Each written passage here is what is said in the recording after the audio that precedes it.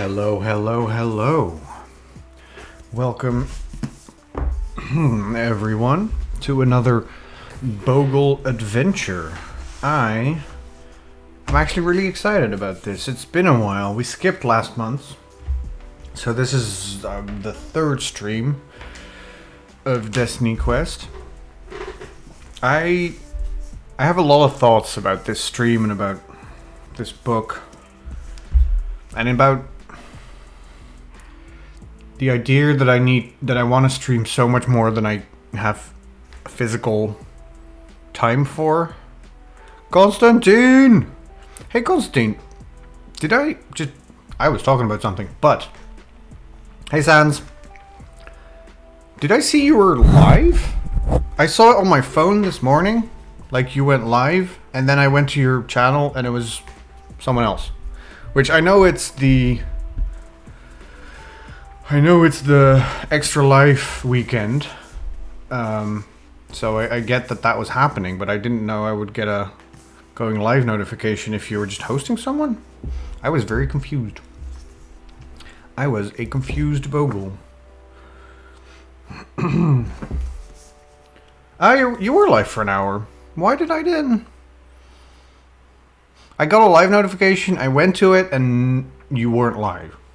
I just got some other channel. That's very... No, it is Extra Life. Sorry, I'm just being a douche. Well, welcome. I hope it was fun. 10 a.m. you started. I don't remember. When did I wake up? I probably just got your live notification late then, because I think I got it around 11. Stupid Twitch. I mean, I was in the shower, but still. I'm glad it was fun. I'm doing great. Yeah, I feel conflicted about the Extra Life thing, because I'm sad that I'm not participating this year. I think it's a good decision, both for me and the busy time of year it's been. Like, I talked to Stella about it, and it was just like, I don't know if I can fit this into everything. And I hadn't been doing much Extra Life stuff throughout the year, so I kind of just like, maybe I'll skip a year. And also, I still have some stuff to do from last year's, right? Like, I still need to dye my beard, and it just felt a bit weird doing all that again. Even though I still have to do some rewards. So, maybe next year. I'm already sort of starting work on Save and Raid too, so it's like, you know, you can only do so much. But I'm glad you had fun. Yeah, I'm really glad you had fun. It made me feel very happy to see that going live notification, even though I couldn't see your face. It was just like, oh my god, this feels so 2020. Just Lady Croft streaming, I love it. I mean, I guess. Not so much anymore. Any changes or thoughts about... What? What color? No, so I don't want to do it myself, Sans. That's what I keep saying, and that's my excuse, I guess, for not having done it yet. I don't want to do it myself. That seems like a miserable experience. So I want to go to a hairdresser that can do it for me, and I just haven't looked into it yet. Look, I have a lot of shit to do. I still need to get a floppy disk tattoo. I've figured out the design, sort of, and I figured out the location. I just need to go to a place, and going to places has been a bit weird. Even though it's technically possible now, it just feels weird for me still, so I don't know. Also, it hurts. I haven't forgotten how much the last one hurt, so I need to forget first. And then the one thing that I do need to really, just because that doesn't take that much time, is I still need to shave my legs and film it. That shouldn't be that hard to set up and do, at least. The shaving itself will be pretty hard because it's a fucking forest down there. Yeah, that's exactly what I was going to say, Constantine. I want to do green so much. Maybe I'll just do green. I know I said people should vote on it, whatever, but maybe I'll just do green because I like green's my favorite color, and without the green screen, it's kind of doesn't look as bad, I guess. It's probably stream tomorrow evening. Sweet.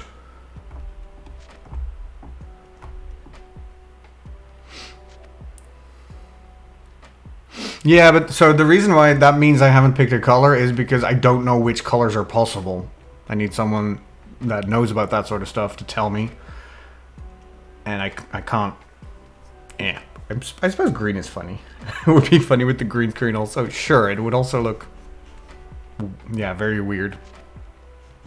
But I'm glad, look, I'm glad Extra Life, I think the Extra Life weekend's been going great. Like, I've seen some people's live notifications. I've looked on Twitch a little bit. Haven't had much time this weekend, but I'm glad it's going great. He said, hoping it hasn't suddenly gone horribly wrong since last time I checked, I guess. I think it's still going on, so, you know, don't feel bad if you want to go watch that instead. You should. And I will probably raid into it if it's still going on when I'm done.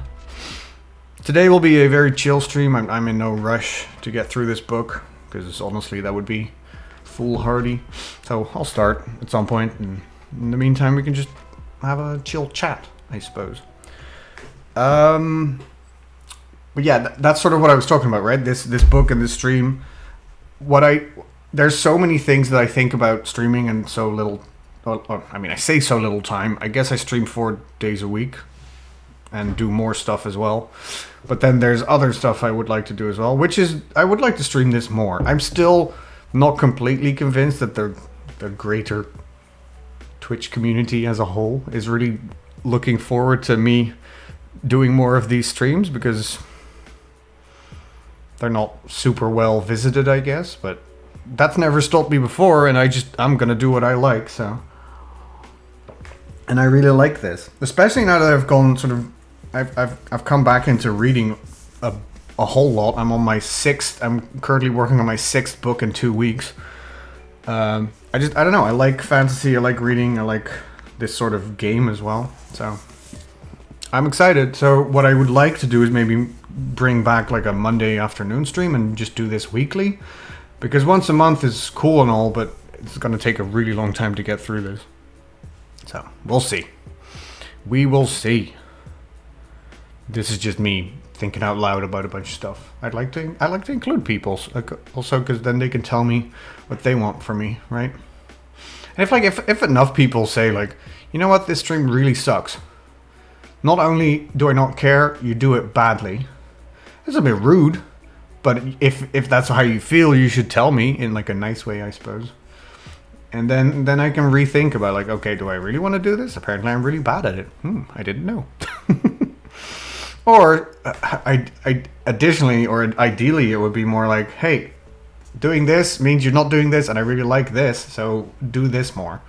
I always like to hear do this more. That's definitely a good thing. Okay, well I'm glad, Sans. Well, there's only been 2 before this one, so if you've watched parts of 2, you haven't missed much. I don't super remember where we left off. All I know is that we left off at 2:35. So that is what we're gonna read. And we're just gonna get into it, and it will all come back to us. This is the book, the hero sheet, the dice roller. Nope, this way. The dice roller. The music we're listening to. My face. This works a lot worse without the green screen. But there we go.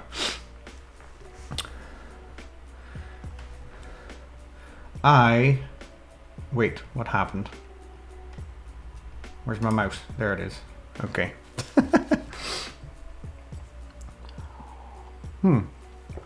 So, we are Bogle. We haven't picked a path yet. We haven't picked a career yet. We've done a bunch of stuff already, right? Let's see. For sure, we've done 3 green quests. and maybe 1.5 orange, or we're on our first orange quest. I don't really remember. I do remember that we woke up, we got attacked. We don't remember much because, of course, it's fantasy, so you're legally obligated to not remember much.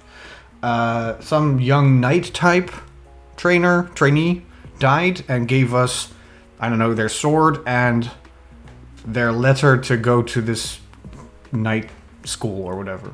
So we're moving along, and we're encountering stuff. We encountered a witch. We encountered like some sort of Red Riding Hood equivalent. And there was a scarecrow at some point. Bunch of stuff happened. What we're currently doing, this is the problem with stopping the stream like midway through. We streamed for like almost 3 hours, so I assume I did one orange quest and then did like another one and then quit. I think.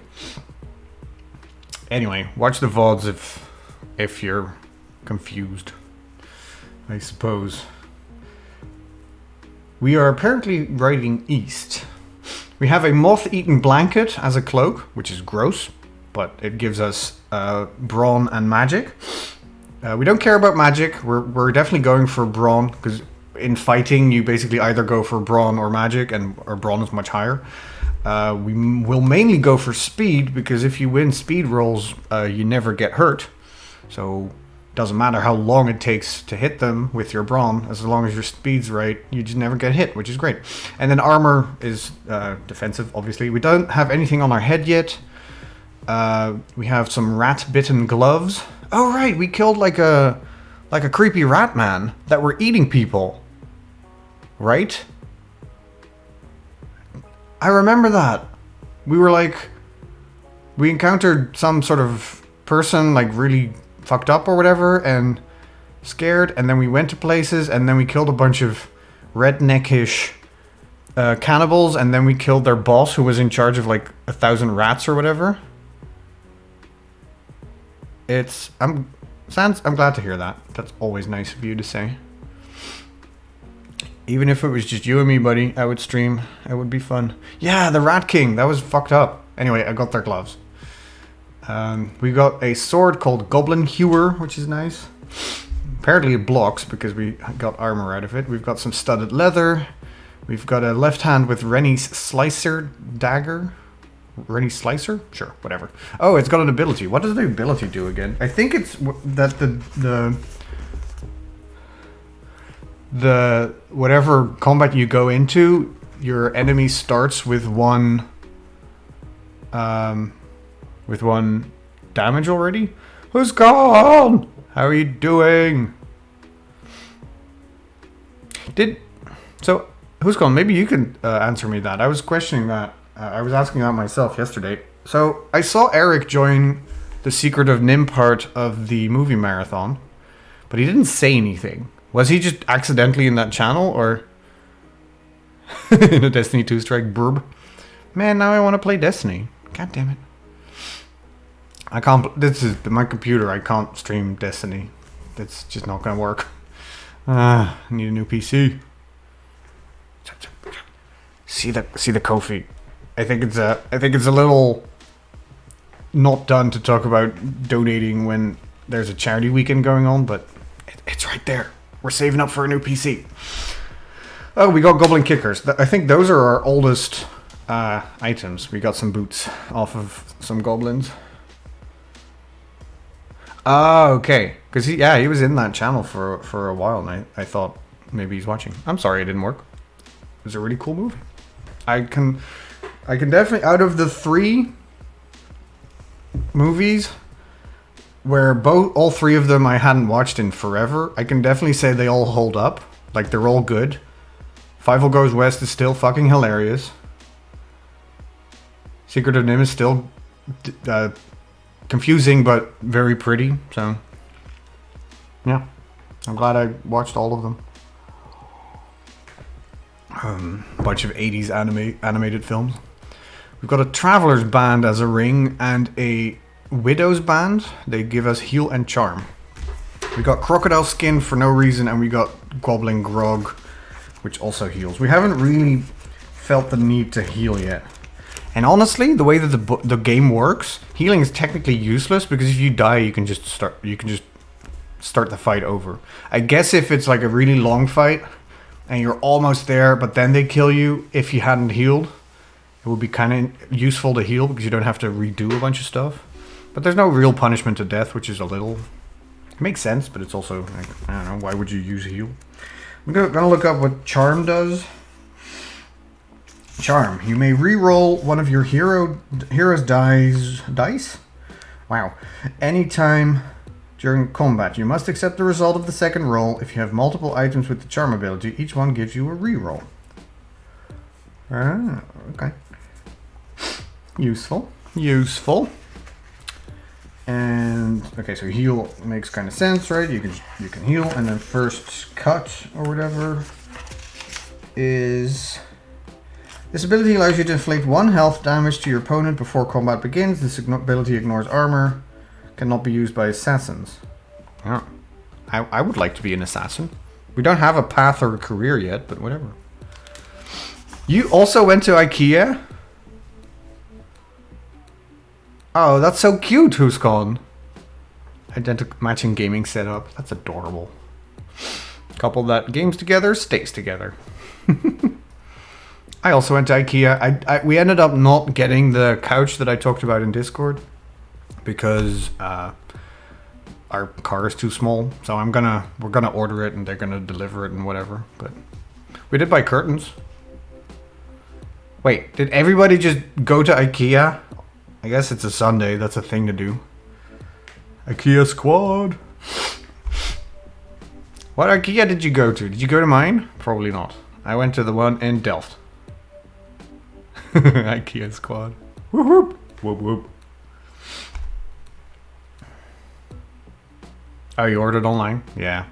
Hey, that's what I would do. But also, I don't know, I had... It's been 19 months tears of joy. It has been 19 months tears of joy. Are you dehydrated, Oprah? Are you okay? 19 months worth of tears is like a lot. Ooh, that sounded sad. I don't cry that often. Hey, Oprah, thank you so much for the 19 months resubscription. That's fucking awesome. How are you doing? I hope you're doing great. You've been streaming a lot lately, I've seen. That's awesome. I'm happy. Time zones are stupid, so I haven't been able to watch a lot of them, but I'm glad you're getting into it. Ooh, is that Eric? Eric posting a picture of their setup? This I gotta see. Battle stations. Oh my god, that's adorable. Ooh. I see you, Who's Gone. You got some cute shoulders there. That's so adorable. Both of your computers even look the same. Oh my god. I'm jealous. I'm jealous. Hey, Eric. You joined a gym? Fuck, that's awesome. Congrats. I've been thinking about getting back into Ring Fit Adventure, but I haven't gotten myself to do it yet. I have so much room here now. I should totally do it. But oh well. Okay, so we're caught up on what the fuck we're doing, even though I don't remember quite what we're doing. But at least this is who we are. That's important. I'm gonna read this book. Wait, this book. I mean, it's also this book, but this is the front, so it makes more sense. You can read along because we're starting at 2:35. It's in medias res, baby. That means you start when it's already going on. I never know what the fuck I'm doing. Look. That's... yes. Shut up. But yes. I need more light here. Holy shit. Also, I've been reading in my Kindle for the past 2 weeks. Additional praise on the Kindle. I charged it once. Literal 2 weeks ago. I've read almost 6 books on it now. And it's on 17%. That's pretty decent. Wouldn't you say? Pretty decent.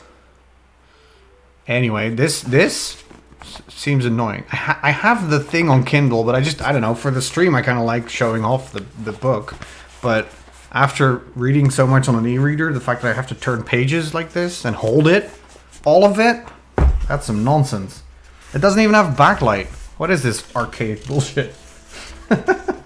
Books suck. Can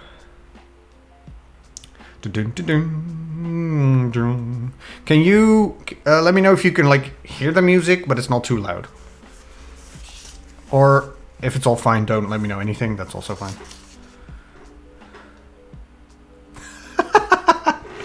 Sorry, this isn't in chat. This is in Discord. Whoskon says, "Oh, what a pretty guitar you have there. It almost looks like you've never played it." Cough, cough. That is such fucking... that's such Mrs. Bogle energy right there. I used to have... I gave it to my brother, I think. Did I sell it to my brother? That seems rude.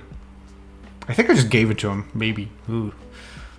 After it being in our house for like a decade, like a guitar, even an amp and everything, I played it like a couple of times a long time ago, but I never really learned. I was like, oh, I'm going to teach myself to play guitar. Nope. So I feel Eric's... I feel it. It's not really pain. It's more like when your wife reminds you of the fact that, hey, that thing you were going to do and you spend money on, you're not doing it. Maybe you should get rid of it. I did eventually get rid of it. I never hang it on the wall because it wasn't a very pretty guitar, so I never really felt the need to look at it. But if you like just looking at it, it could just be an art piece. You don't have to. I did briefly consider recently buying at a Goodwill. Like, we call them kringloopwinkels. That doesn't mean anything to you if you don't speak Dutch, so I don't know why I bring that up. But like, it's a place where people dump their old stuff and you can buy it for a little bit of money.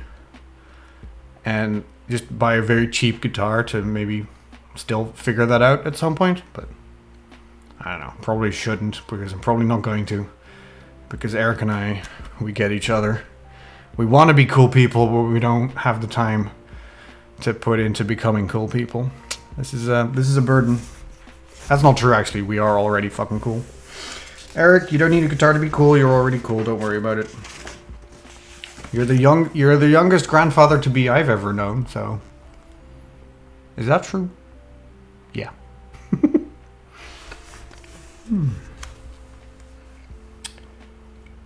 Shall we just get into it? I've been talking for like half an hour now. As you head east... Oh, Eric wanted a dreadnought guitar. I don't know what that is.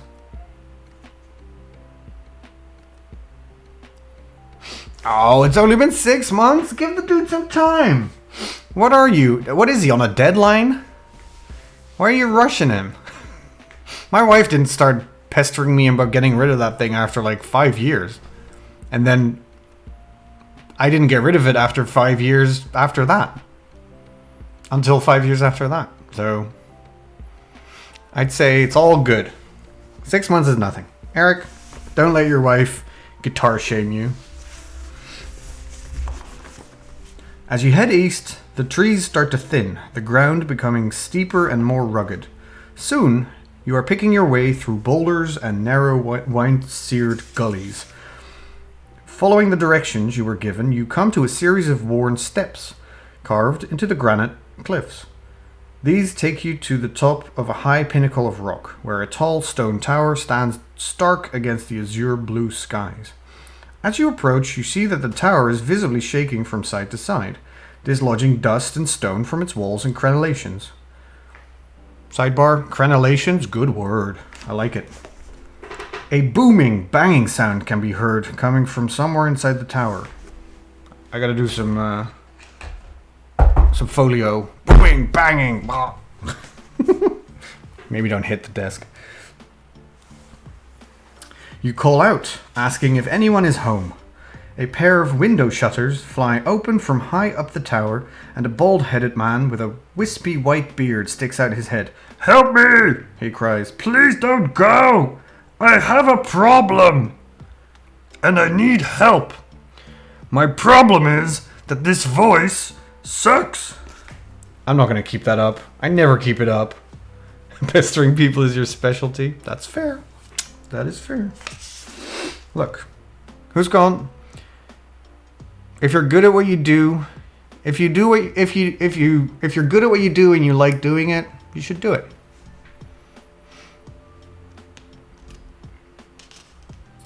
Alright, yeah, I'm not keeping up that voice. That was horrible. You draw your weapons and agree to hear him out. It's my tower. I'm trapped in my tower. One of my experiments has escaped and is now running loose. Please get rid of it so I can come down. I will scroll. You warily approach the front door as the tower shakes and rattles on its foundations. Trying the door, you discover it is locked. I can't get in, you shout up to the wizard. Suddenly, the door is blown off its hinges by some powerful force, sending pieces of splintered wood hurtling past your head. You are now dead. Can you imagine? Makes perfect sense to me. A door exploded in your face. You are dead. Okay, no longer a problem, you add dryly. From inside the tower, you hear a roar, like a fierce, howling wind. Bracing yourself for what is to come, you step inside. Turn to 33. Click on 33. Where are we at? 33? That's all the way back. How do I measure progress in this book? It's sending me to and fro. Oh god, combat. Inside the tower, it is a scene of destruction. Shelves and cupboards have been smashed to pieces, tables and chairs have been flung on their sides, books, scrolls and potion bottles litter the floor, and at the center of the circular room, spinning in a cracking maelstrom of electrical light, is a living whirlwind. With a booming, thunderous rumble, it spins towards you, sending torn papers and pieces of wood hurtling up into the air. You must now defeat this fearsome, magical creature. It's a storm elemental! Their speed sucks!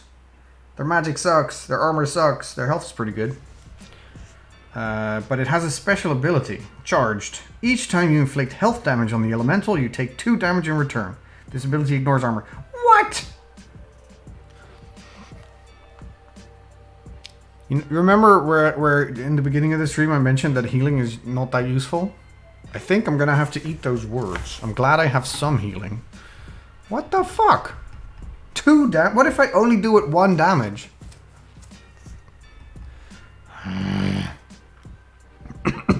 Alright. Enemy health. 25. Except it's 24 because I have first cut. So suck it. Why is this not working? Oh damn, why isn't this working? Oh, right. Damn it. I fucked up.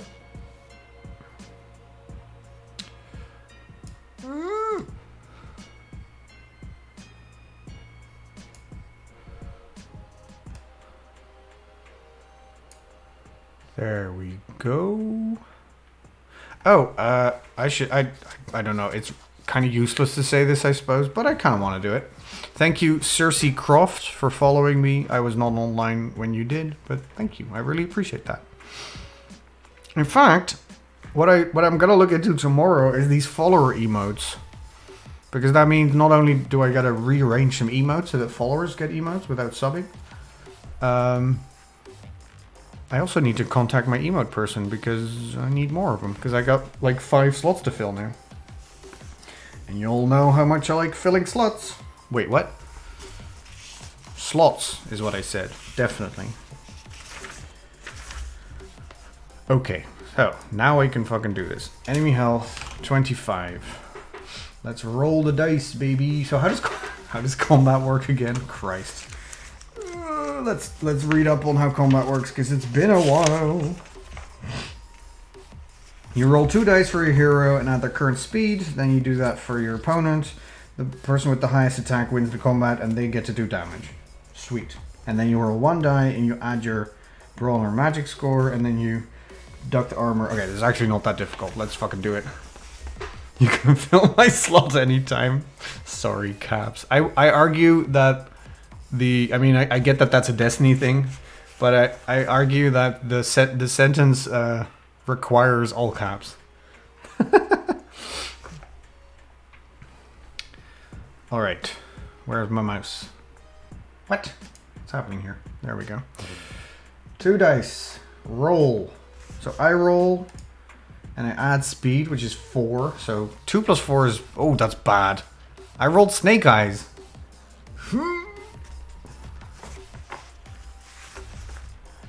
But okay. So I rolled 2. 1 plus 1 is 2, and plus 4 is 6, and then they roll 9 plus what? Plus 2 is 11. Fuck. Okay, so they hurt me. And then they roll 1 die. Oh, this is just... I need a third hand. You can see that, right? Yeah, okay, you can definitely see that. Okay, so they roll... Oh my god, they rolled a 6 on 1 die? Christ. Max damage. 6 plus 1 magic minus 4 armor. So 3? Yeah, that's not that bad. That's not that bad. Right, they roll 7 damage, I have 4 armor. So I go to 27. Enemy health is on 24, because again, first cut. Alright, well, and that's how combat works. It's just a lot of basic... That's the only thing that I don't think works so well on stream with this. Like, the reading is fun, the making decisions is fun. Filling out the character sheet is cool. Combat is just a bunch of rolling. So it's not super interesting. Especially since my second camera broke. So I gotta do rolling this boring way. This boring way. God damn it. Why am I always so bad at that? Oh, sweet, son. That's awesome. It's a handgun, isn't it? I don't like handguns. Give me a scout rifle any day.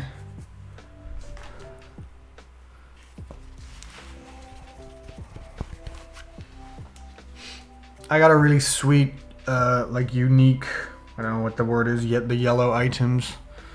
Like a fusion rifle that just, whenever you shoot people, it also explodes them and then it just explodes everyone. It's great. Your bow, sword, and hand cannon. Yeah, scout rifle, fusion. Is it fusion? No, pulse. It's a pulse. I'm definitely scout rifle, pulse, and sword. Bows are cool, but I told you before, right? I don't have a decent bow yet. Yeah. Okay, enough Destiny talk. Let's roll again. Boom. 10 plus 4 is 14. That's better. And then they roll 6 plus 2 is 8. It's not good enough. You suck, stupid elemental. I roll a 1. No! I roll 1 damage. Plus 4. Brawn is 5. Minus 1 armor is 4. So they take 4 damage and I take 2. This is not great. Stupid storm elemental hurting my face. I go to 25. They go to 20. I mean, we're winning, sort of. Combat continues. I roll a 3 plus 4 is 7. They roll a 9 plus 2 is 11. I'm gonna get my ass kicked, is what's gonna happen. They roll a 1. Plus 1 is 2. Minus 4. They do 0 damage. Technically, they should heal me. They do minus damage.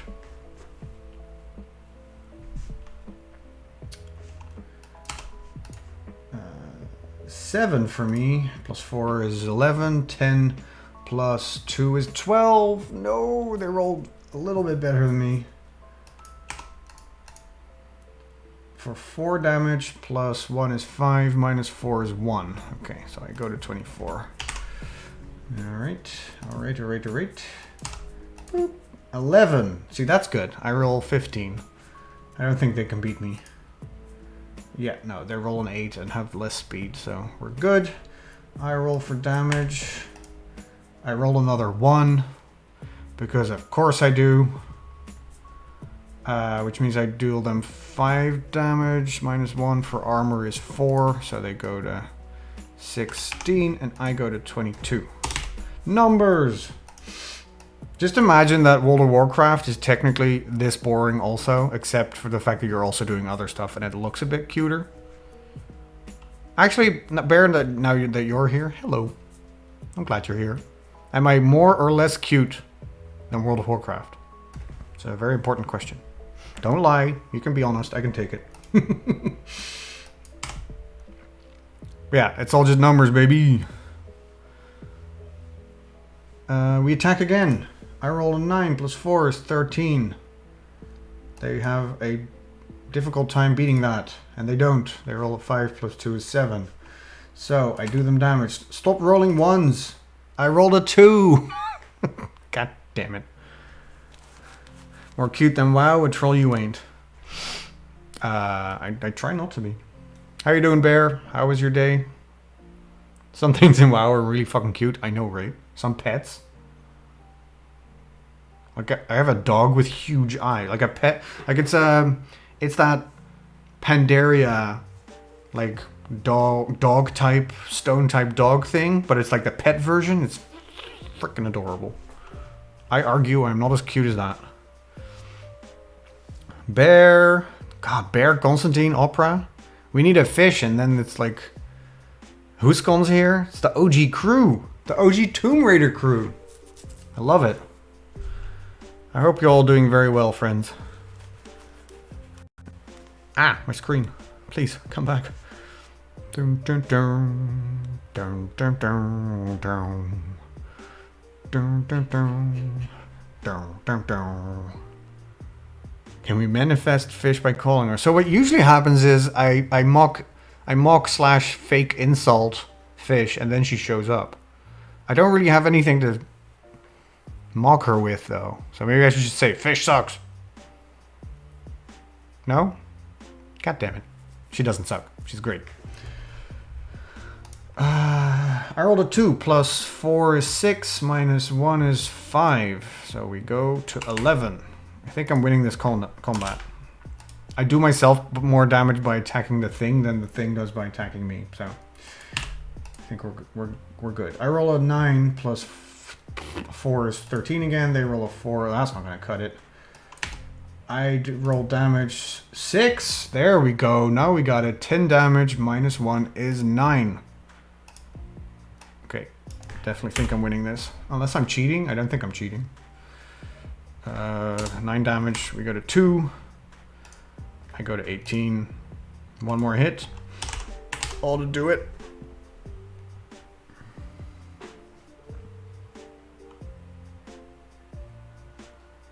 Don't. That's fine, Huskon. We know. You have so much stuff to do. You got work. You got your insanely big family. I'm glad you're here now. But yeah, don't feel bad. Look, don't feel bad. This stream is not that good. Streamer just like, no, it's okay. It's okay you're not here. I suck anyway. It's fine. You didn't miss anything. It's not that interesting. Please stay though. Ooh, embroidery. Yeah, I mean, we miss you, but I don't want to make you feel bad. And this stream doesn't suck. It's great. Everybody's awesome. But I don't want to guilt trip you into having missed stuff. Fuck yeah, we like you here. You're great. I like all my Swedish weirdos. I only know Swedish weirdos, which I'm glad. Normal people are boring. I used to do embroidery on like family vacations when I was a kid. My mom taught me. I remember.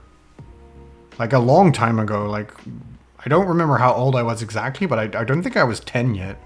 Whenever we went on vacations, all I brought with me camping was like a book, my little Walkman with a cassette tape of music, and like embroidery stuff. Can't remember what I made. Probably wasn't good. I was 8.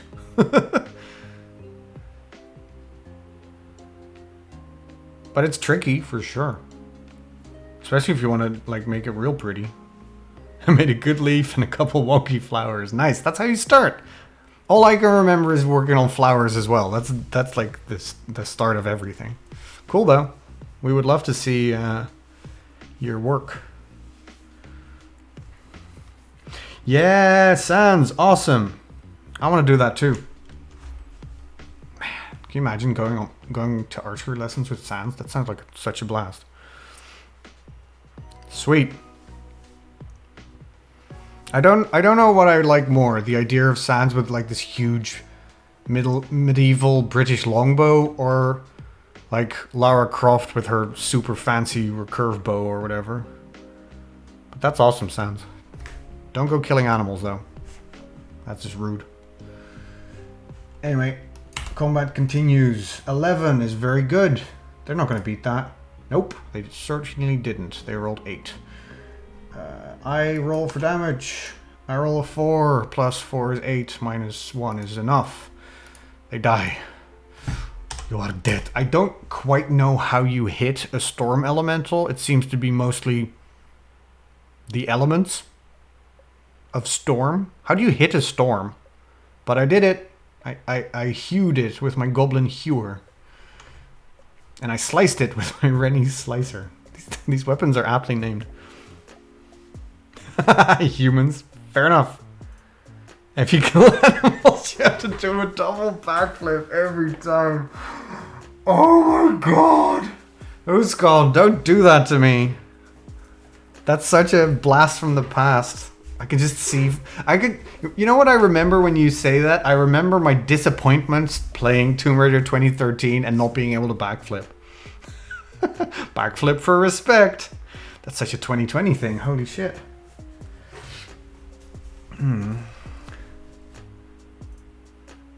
Oh, why was that, Sans? That's good, though. You know, realizing it will help you in the future. God damn it. Backflip, double backflip every time. Yeah, I know, right? That's actually, you know what, Sans?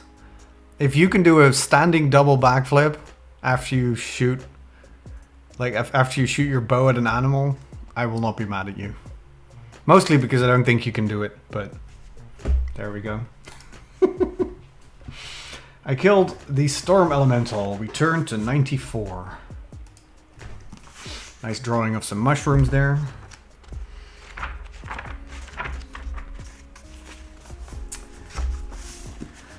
The elemental cackles and hisses, then is extinguished, becoming little more than a wisp.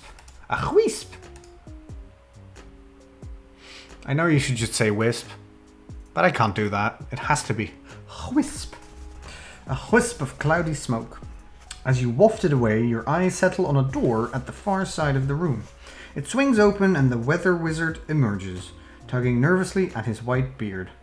After quickly scanning the room, he gives a hoot of laughter. At last, you did it! He rushes over and grabs you by the hand, shaking it so hard you fear it may come off. Thank you, he cries. You ask the wizard to explain what happened. It was my rainmaker, he says, rummaging through a pile of scorched papers. Aha, here it is. He picks up 2 pieces of charred wood. It got struck by lightning right here in my tower, broke in 2 and released the water spirit that was trapped inside. The dratted thing went crazy, it was uncontrollable, so I had no choice but to shut myself away in my upper rooms. Been stuck there for weeks now, living off magic bread. That's so fucking random. I'm a wizard. How do you survive weeks in your tower? Magic bread. Have you ever tasted magic bread? He sticks out his tongue, pulling a disgusted face. Horrible! Horrible! I've had fairy bread. That was pretty good. You tell the wizard that the local farms have been suffering because of the heat. The wizard nods. Yes, I've been observing the weather. My specialty, you see. He taps his nose in a knowing fashion. That weather isn't normal. Some magic behind it. I'm guessing. Although, why anyone would want to cause a drought, I just can't fathom. He eyes the 2 broken ends of his staff thoughtfully. I need a new rainmaker. Well, no time like the present. Come on, let's get cracking. Let's get cracking. Oh, lembas bread. Apparently lembas bread is really good though, right?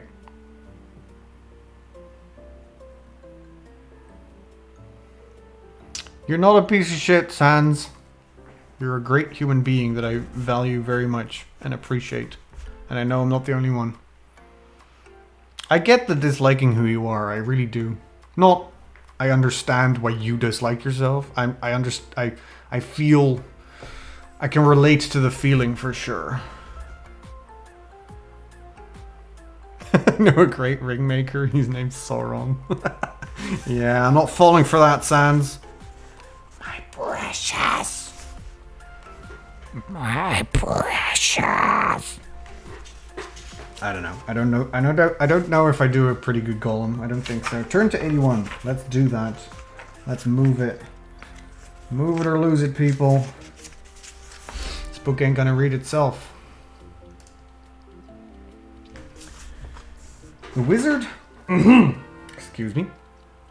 The wizard heads into another room and emerges a few minutes later with a plain-looking staff in his hands. This one will do, he says. But it's no good until we have a new water spirit to put inside. It's the water spirit that gives the Rainmaker its power. Follow me.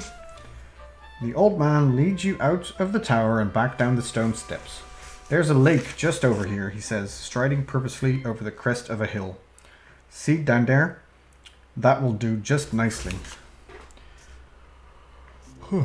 He heads down the hill towards a small lake of still water, its surface shimmering in the bright sunlight. At the edge of the lake, the wizard takes his staff and pushes it into the ground, twisting it deep into the earth. Then he raises his hands above his head. When the spirit appears, he says, it will try and attack me. I want you to keep it busy so it doesn't interrupt my spell. It will take me a few minutes to bind it to the staff. Understand? You nod, readying yourself for combat as the wizard begins chanting his spell. A couple of minutes pass before you spot a disturbance on the surface of the lake. It starts out as a series of slow circular ripples, which soon become a swirling whirlpool of churning water. As it gains momentum, the water whooshes up into the air, forming a glittering column of spray. With a thunderous roar, the column curls into a wave, rushing towards the wizard at tremendous speed. Two powerful-looking arms spring out from its sides, forming themselves into watery fists. We're all seeing the World of Warcraft water elemental, right? That's what we're seeing. That's what I'm seeing.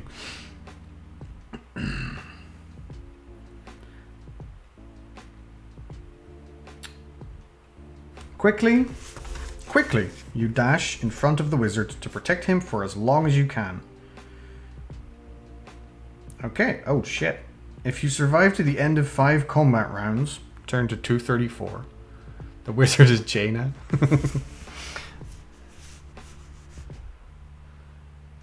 Who's gone? That's exactly what I was gonna say. I hope you find a way to appreciate yourself as much as we appreciate you. That's a very good way to put that. Thanks, who's gone?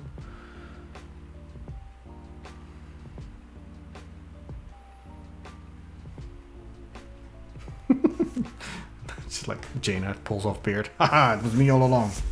Alright, so 5 combat rounds. I have no way to track combat rounds, so we're just gonna have to count. Count with me, friends. We are at 30 health. The lake spirit is on 50. We're not supposed to kill it, so that's good. It has 4 speed, which kind of sucks. It has 5 magic, that really sucks. It has 2 armor. Holy shit, it's actually pretty strong. Alright, round 1. Fight! I roll 14. Well, 10 plus 4 is 14.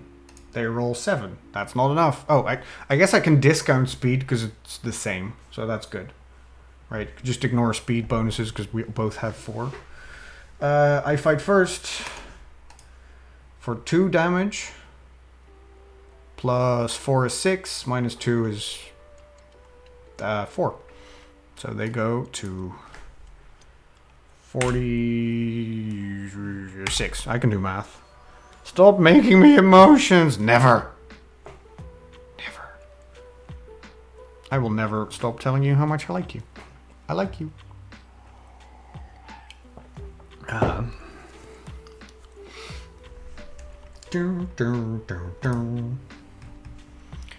The emotions. Oh no, they get to me. All right. Well, that's round 1, right? That's just a combat round.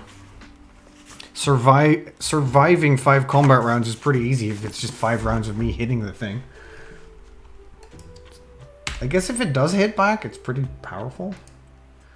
I roll a 9, they roll a 6. They could suck it. I roll 1 plus 4 minus 2 is 3. It's 5 minus, yeah, 3. Okay, so they go to, oh, they started with 1 damage, so they go to 45, and then with 3 they go to 42. Got there.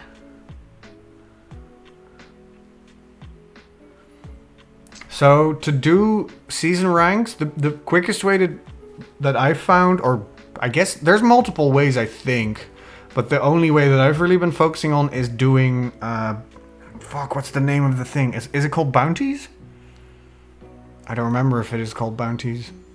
So like, in each area, there's like a person, right, that gives you quests or can sell you shit. They also have these little mini quests, like kill 20 enemies with this weapon or whatever.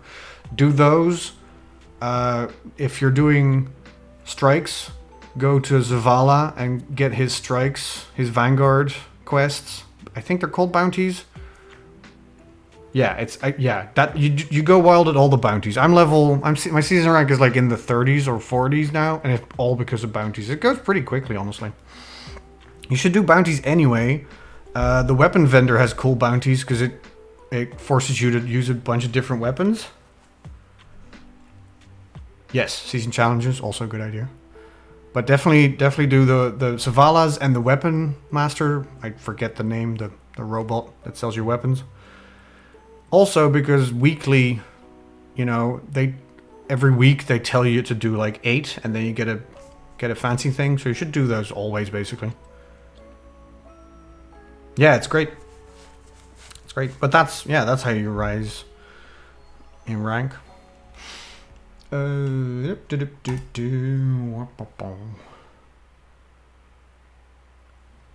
What are we doing? Right, we're fighting. That was round 2, right? I hit it again. Yes. Round 3. Fight! 9. They roll a 6. Very good. I roll for damage. 3 minus 2 is 1 plus 4 is 6. No, 5. 3 plus 4 is 7, minus 2 is 5. Yes, okay. Jesus Christ. Math. 37. This fight is not that difficult. Combat round number 4. Fight! I roll 4, they roll a 3. Even when I roll horribly, they join me in their horrible roll. 4 plus 4 is 8, minus 2 is 6. 31. Hello. 31. Thank you. Alright, final combat roll. I don't think we're gonna lose. We might not even get hit, ever. I roll a 7. They roll a 10. Hey, they get to hit me once. That's nice. That's very nice of them. For them. Good job, Lake Spirit. You did good. They hit me for 4 plus 5 is 9 minus 4 is 5. So I go to 25. I mean, that's a pretty chunky hit. Let's be honest. I'm pretty sure that was combat 5. I assume we all counted.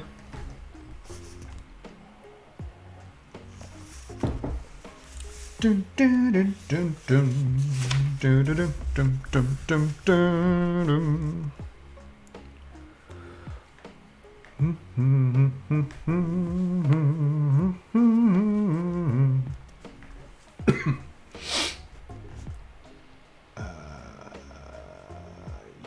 Yes. Yes. Turn to 234. This I can do. The lake spirit is powerful, debatable, knocking aside your flimsy weapons with its giant watery fist. As you stagger backwards, losing ground to this fearsome foe, there is a sudden flash of white light. Risking a sideways glance, you see that the wizard's staff has started to glow. The lake spirit drifts towards it, like a moth attracted to a flame. The nearer it gets, the smaller and smaller it becomes until it is little more than a gentle wave, lapping around the foot of the glowing staff. There's another flash and the light is gone. The wizard lowers his arms, his chanting finished. Exhausted, he drops to his knees. You rush to his side, offering him support as he stumbles back to his feet. I'm okay, he says, patting your arm. It is done. The lake spirit is now trapped in the staff. It is mine to command now. The Rainmaker is complete. He tugs the staff out of the earth and holds it up, admiring it as if it was suddenly made from solid gold. It looks much the same to you, just a length of ordinary polished wood. With this, I may be able to defeat the weather spell and bring some rain to this land. He regards you for a moment, then he offers you a warm smile. You have done well. Come, let's go back to my tower. I'm sure I have something I can offer you as a reward. Turn to 243. Dude, don't tug your staff in public. I'm okay with it. Ooh, I got loot. Back in the tower, the wizard rummages through the wreckage of his front room and produces 3 items. Thank you again, he says. Please choose one of these magical artifacts as a reward for your bravery. You may choose one of the following. All-weather hat. Sweet. We don't have a hat yet. Rain-soaked robe, which is not good because I don't want magic. I want brawl, so I don't want to... and I want armor, so I don't... Okay, the robe is not good. The weather ring is sweet. I guess we get lightning. What does lightning do?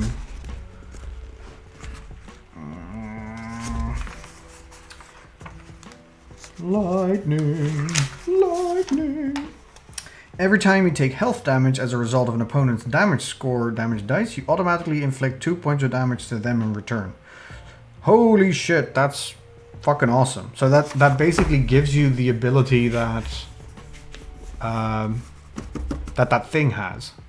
But I would need to get rid of one of my rings, which I don't like. Yeah, it gives you the ability that elemental hat. That's pretty sweet. But we don't have a hat yet, and it's about to rain, so we probably need a hat. Rain on me. Has anybody ever... So, yeah, Rain Over Me. Very, very good song by The Who. It's actually my favorite Who song. It's a great song. But Rain Over Me is also a movie with, of all people, Adam Sandler, who I don't enjoy very much, but it's one of his rare dramatic roles. Has anybody seen Rain Over Me with Adam Sandler? It's really good. I watched it like 10 years ago, but still, I really liked it. It's very sad.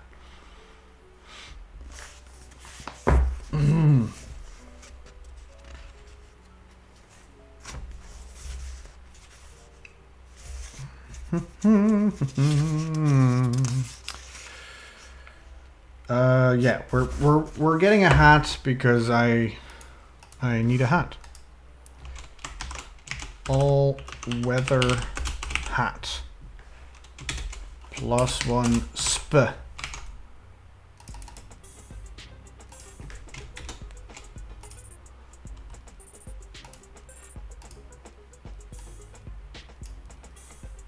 And the sp goes to 5. Woo! Thanking the wizard, you leave the tower and resume your journey. Return to the map to begin a new quest. All right, the map. The map, they say. There we go. 'Tis the map. So we've done the green quests. I need to double check which orange quests we've already done, because we might have done all of them already. Starting with 4. How have we done 4? Yes, 4 was the rat one.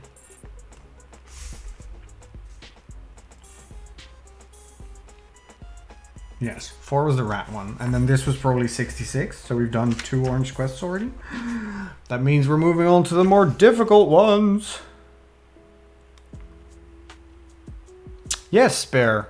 I don't think so either. This is the 3rd one. It's weird. I really enjoy it. Twitch itself, or the chat itself, doesn't maybe agree with me because they're not exactly my busiest streams, but you know me, I do what I want to do. So I think it's really fun. It's just reading a bit, trying to be a bit dramatic about that, which is kind of fun. The combat's a little bit boring because it's just rolling dice a bunch. I used to have a camera set on some actual dice, but my camera broke, so this is what I'm doing right now. I'm looking into an app that just has like 3D dice rolling over the screen, which would be kind of fun. Yes, it's chill to hang out. That's the point. Thank you. I'm glad you say that, though. That's very kind of you. It's always nice to hear.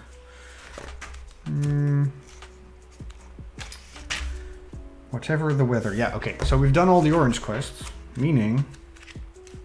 What's the next difficulty level?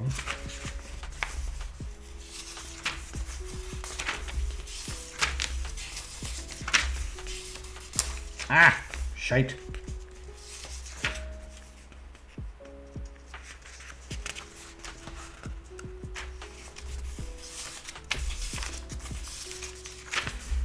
I flipped pages too vigorously, so I ripped one a little bit. Oh well. We're on to the blue quest. Things get a lot tougher with blue quests. Monsters are more likely to have special abilities and higher attribute scores, meaning your hero will need to be fully prepared and equipped for the dangers they may face. Let's do it. Blue quests. What's the first blue quest? 25? 25. I'll take it. We could also go to town. Yeah, let's go to town first. We haven't been to... I don't think we've been to town. There's also boss monsters. No, there's one boss monster and then there's the spider ones. Those are legendary monsters. Let's do the quest first and then see if we want to fuck with these special monsters. The legendary ones are optional. The boss monster you have to do to move to the next act. Because I think the idea is we're trying to get to the castle. Which the castle's like down there in the bottom right. Let's go to town, catch a show, get something to eat. Maybe get some sleep. Y'all know how much I like sleep. Alright, well let's go to town. Yeah, I don't think we've done that yet. I kind of forgot about it, I think. 6. The track you are following. Can I click on this? I cannot. The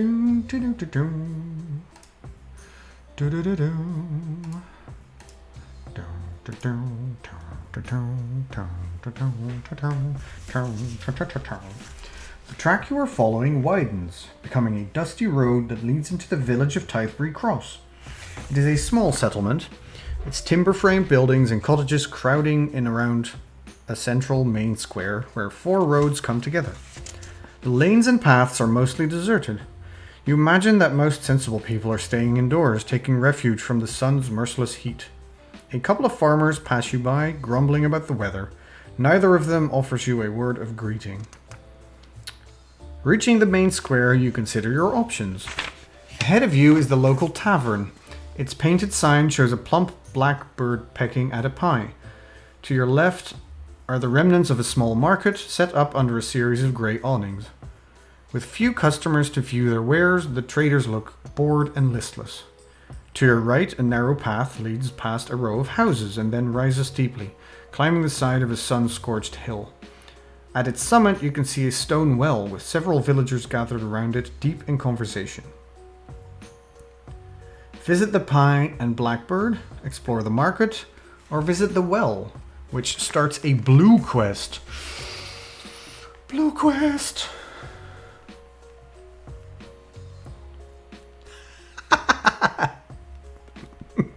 Totally don't hook up with a guy in a bathroom stall at Pride.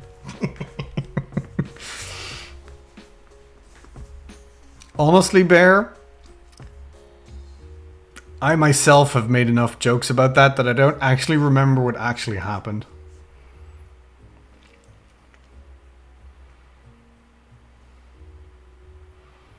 Mm-hmm. He showed them the bathroom. He showed him the bathroom. Hot. Bear, you can show me the bathroom any day.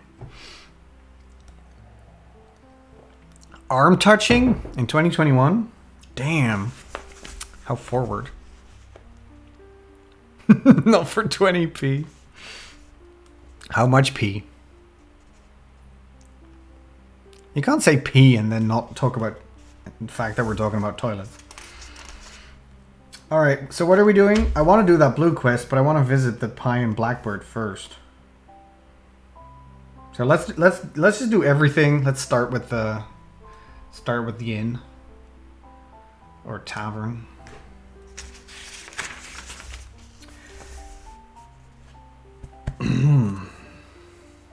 Anybody else have toilets that charge coin to get in? Yup.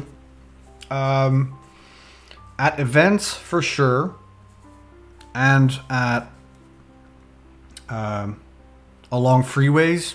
You know, you get gas stations have toilets. You usually have to put some money in. Certain theaters, like not movie theaters, but like theaters, they charge. It's basically like at events, if there's a person there sitting there the entire day, making sure that the toilets are fairly clean, then yes, you gotta pay for it. It's not rude. It makes sense.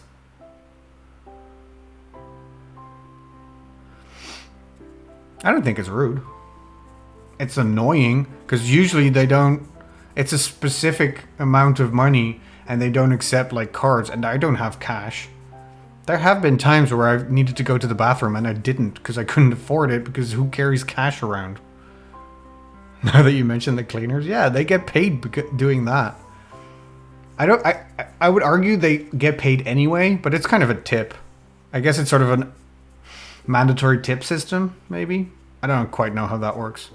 Point is, they make sure it's, you know, remotely clean, and especially during big events, it's kind of nice because people are the worst, so the toilets turn into absolute shit shows, pun intended.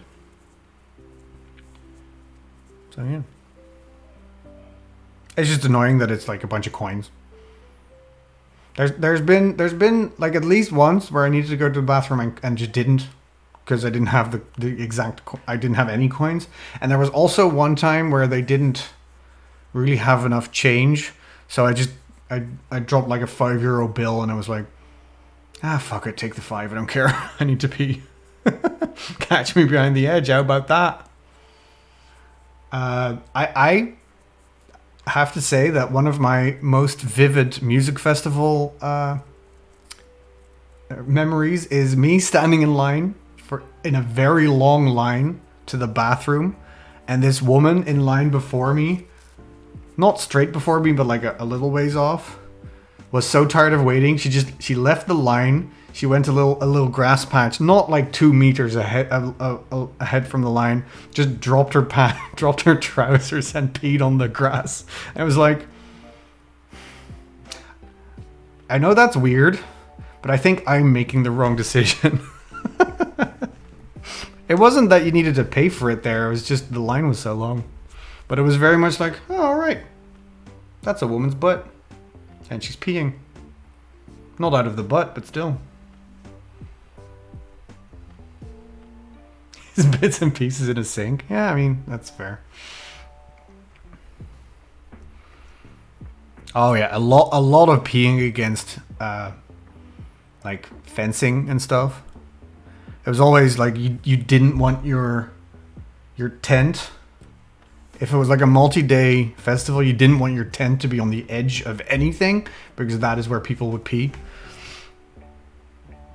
I pretend I do not see it. Should have taken a picture, honestly. No, I should not have. I'm glad I didn't. Lost my mouse. Where is it? There it is. No enemies. Boop. My health is back to 30. Boop.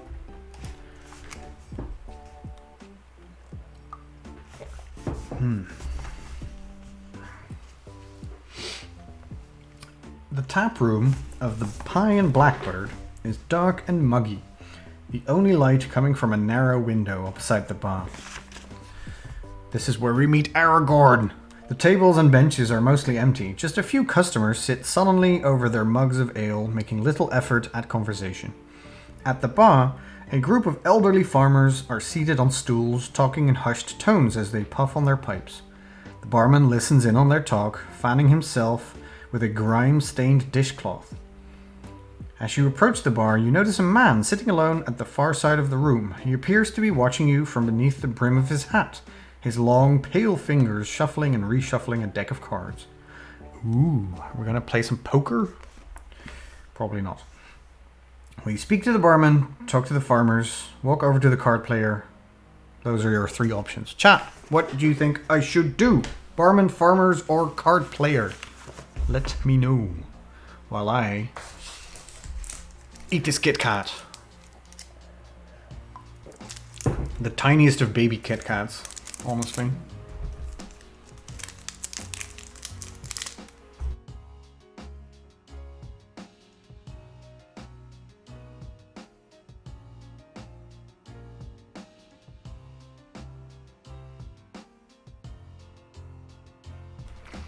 Turnip for what? Turnip for what?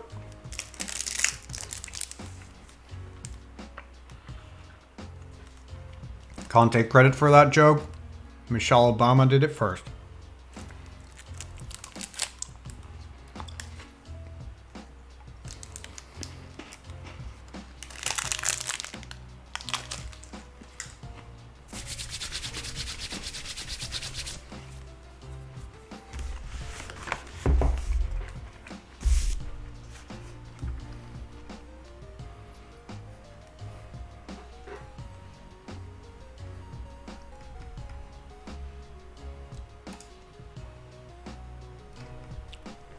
I think my my Spotify widget has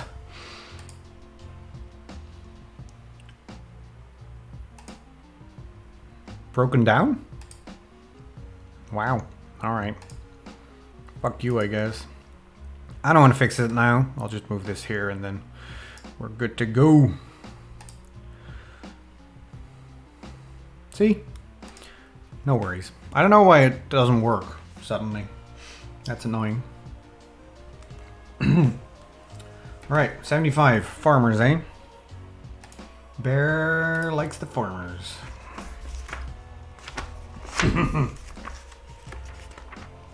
I just remembered I shouldn't eat during a reading stream because that doesn't really work.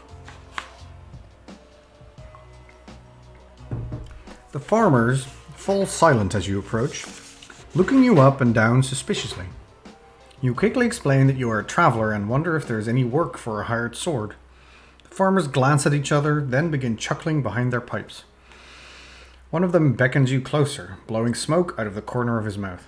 I tell you what you can do, he says in a thick accent. Go kill the witch.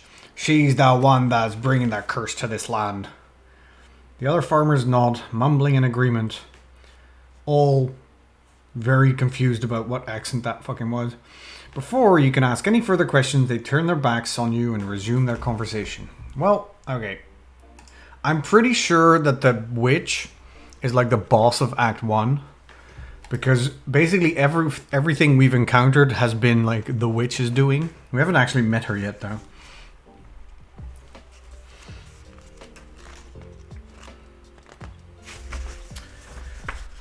A witch is the enemy? What is this book? The Patriarchy? Alright, back to 11. After the farmers, we will speak to the barman. Barman? The barman grunts as you approach, pushing himself lazily up off the counter. What can I do you for? He asks, scratching his rotund belly. Need something to cool you down? Ain't got nothing cold, I'm afraid. Warm beer's all you're getting here. You miss working on a farm? Okay, I read that first and then I'd love a farmer boyfriend. So, have you worked on a farm? That's kind of cool. Were you working hard? Or rolling around the hay with the farmhand? Because that I can definitely see you doing that.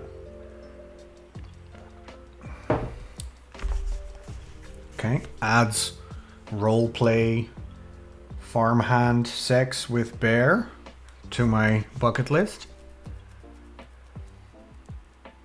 Oh, that's so cute, Bear. Oh, you little 10-year-old bear sword just walking around the farm doing stuff. Fuck you, chickens. That sounds kind of cool. I don't have a lot of farm experience. The only farm experience that I have is, so my dad, I mean, currently my dad is for a few years, he's 60, I want to say 4? Is he 64 already? That's insane. Holy shit. Yeah, I think my dad's 64. He's from 57. So he turned 64? That makes sense. Yes. He's currently a truck driver for a company that delivers like meats and other types of foodstuffs to a variety of butcher customers and stuff. Our dads are the same age. Ha! Sweet. Even though I'm basically 10 years older than you? That's funny. That's really funny, actually. Yeah. You have a photo of you holding a chicken? You should show that to Fish. She'll like that. Anyway, before my dad was a truck driver, he was working for the post office, delivering like packages. And before that, for the longest time, when I was a kid, he was a stay-at-home dad. Ooh, I want to see Bear. Right, like basically during my childhood, he was home. My mom worked and still works as a socio-therapist, which I don't have the time to explain what that is because honestly, I don't quite know. She does a lot of group therapy with like people living in the location, but it's not like a mental institution. It's just, I don't know, troubled individuals, I guess. It's weird I got friends closer in age to my dad than me. It is. I mean, it's not weird. It's just interesting. I mean, yeah, Bear, your partner is definitely closer to your dad's age than yours. He's what, early 50s, right? If I remember correctly. Is your partner just me plus you? This is not a roast. I'm just I'm stating facts. Yeah, Bear's got a DILF. I mean, technically DILFs are my age.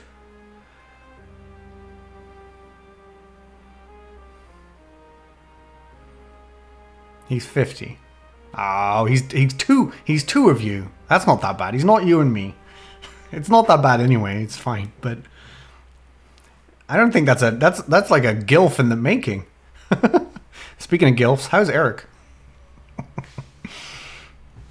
Anyway, what was I talking about? Ah, yes. So, Dad used to be a stay-at-home dad. The reason he was a stay-at-home dad, I mean, besides the fact that my mum worked and they had 3 children, I won't tell him that. He'd be distraught. Ah, please. He looks great. And not just like 450. He's a very cute man. I get it. Hey, Bear. I get it. You can tell him that. Tell him this weird streamer from the Netherlands thinks he's cute. Good beard too. Now I forget my story. I was telling a farm story. Anyway, for the longest time during my childhood, my dad was stay-at-home dad plus artist. He had like a little studio in places around where we lived, just wherever he could get it, and he started up in our town. He started up this art collective with a bunch of other artists.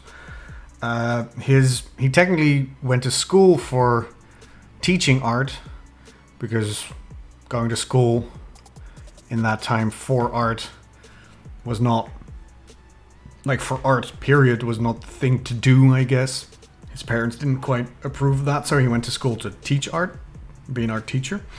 But yeah, because he was a stay-at-home dad, he did a lot of art stuff. That sounds so... Saying art stuff, I don't really know how to describe it, right? Because it wasn't just painting, it wasn't just sculpting, it was a little bit all of the above. With an artist friend, he used to do a bunch of design stuff. Like, he designed a park in our town. He designed a church. That he did stuff like that for a while. It was bearcraft. But he did do a lot of painting, and he had his like periods, I guess. And one of the studios that he was at was like in this abandoned industrial park, with like in a house that was just there. And I remember I was very young when he went there, and it was kind of exciting because we were allowed to explore, but we had to be careful because there were these huge like pits in the floor with no fencing. So if you didn't pay attention, you would just fall like 3 feet, like 5 to 6 meters into these industrial pits that weren't really covered up. It was the 90s, man. People cared a little less about kids, I feel. It's like, we'll make a new one if this one falls down a hole, I guess. And then one of his studios, the story is going somewhere, trust me. One of his studios was above a dairy farm. So it was in a farm shed above where the cows were. And that's basically my farm experience, is going there to my dad's studio, just hanging out, I guess. I was a teenager at that time, so I didn't really do much there. But, seeing a bunch of cows. But mostly my farm experience was, and this is why I will forever remember this, because I will forever remember the smell that my dad smelled like whenever he went to his studio to paint. The man always smelled like cow shit. It was like you came back from school, and if you could immediately smell it if my dad had gone to his studio, because your studio is above a what's the word for this? Like the place where the cows are indoors, I guess. So that, plus the fact that during that period he used to paint a lot of cows. I guess you paint what you have around it, but some of his best work, honestly, I don't think I've ever told him that, but some of his best work is like these huge, like very big, like a couple of meters by a couple of meters paintings of like studies of cows on, like, he used to like put paint on wooden beams and then print them onto the canvas and then paint cows over them. It was really sweet. A barn, that's the word. Thank you. Big fucking barn, bunch of cows, second level, art studio. Smelled like shit, but good art.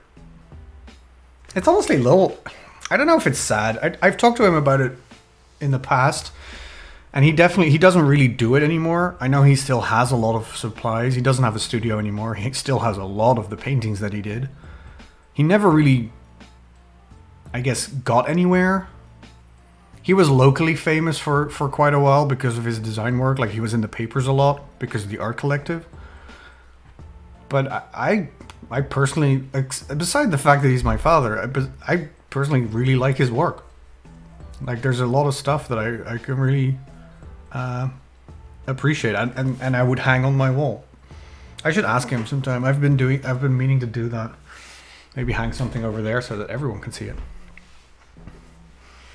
Anyway, that's a long story about a very small... That was a very long story, and only a very small part was about the farming experience.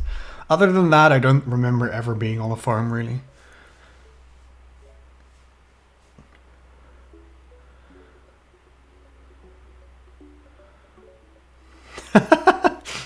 I mean, yes. Isn't Brian Blessed what we all want in life? That beard, that voice, give it to me. That's not what I said, Sans. Hey dear, this weird Dutchman wants to fuck us. It's not what I said. Also, stop reading my mind.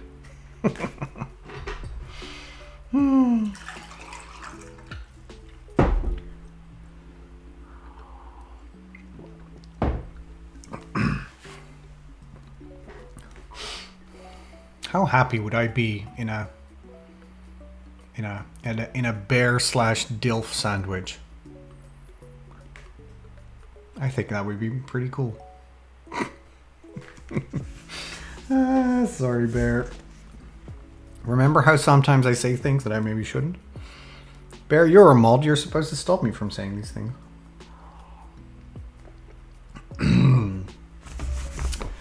Will you ask if the barman has heard any rumors? Will you ask about Avian Dale? Who's Avian Dale? Am I supposed to remember who Avian Dale is? Because I do not. Do you talk about the weather? Turn your attention back to the tap room. What should we do, chat? Bear? If I haven't embarrassed you too much. What should we do? He can stop me from saying, he can't stop you from saying things. What? I thought that's why I had mods, so that they can prevent me from doing embarrassing shit. I just thought they were doing a bad job. Turns out they can't actually help me. The only thing that would help is just my wife sitting next to me continually and just smacking me on the head whenever I said something stupid. Maybe I'll learn. I don't regret what I say. I realize that maybe sometimes I shouldn't say it.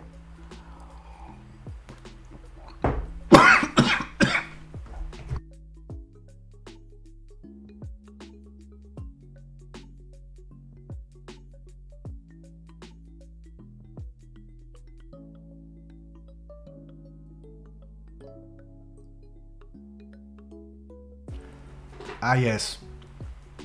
The other thing that stops me from saying anything is dying because of drinking water in an idiotic way.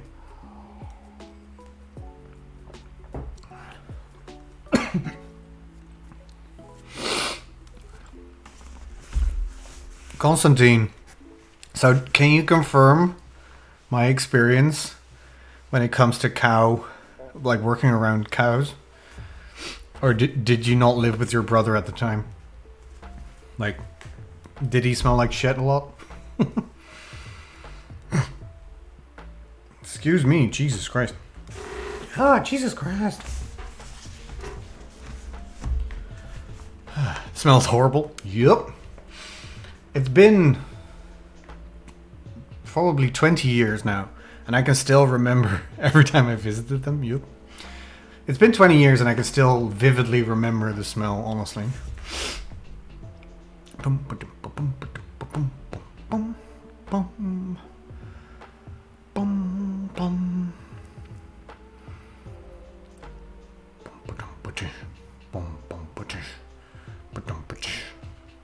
Okay, chat, I need your help. What shall we talk about with the bartender? The barman. What can I do you for, stranger?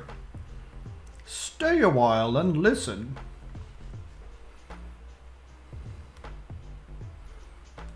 Sans, I cannot believe that you do not have an opinion about this. You want to talk about the weather? Ask about Avian Dale, who I do not remember is a thing. Ask about rumors. Yes, okay, let's do that. Ask if you heard any rumors. 2:45.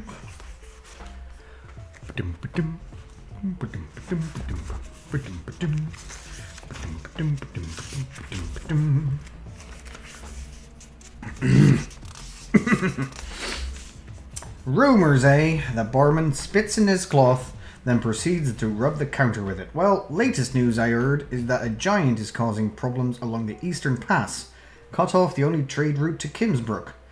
You can imagine some of the locals ain't happy with that. He nods towards the elderly farmers seated at the bar. Unless the locals can get their produce to market, not much to be made. He shakes his head. Tough times, I think you'll agree. Ural. That's fair, Sans. No worries. tough times. I think you'll agree. Let's talk about Avondale. I don't remember if that's a thing, but whatever. I guess I don't have to remember because the game remembered for me. The barman gives another grunt. Not heard that name for a while now. Strange fella. Lives in that castle across the gorge. Been there for as long as I remember, but he seldom comes here. He leans towards you, beckoning you do the same. I'd stay away from the likes of him. Something ain't right when a man lives as long as I have, but doesn't look a day older. The man taps his grey, balding pate. Look at me, 50 years to me name, but that avian still looks younger than my son. I smell magic there, and no good ever comes of magic.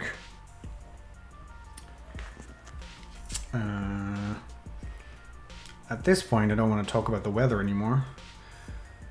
Ask for directions.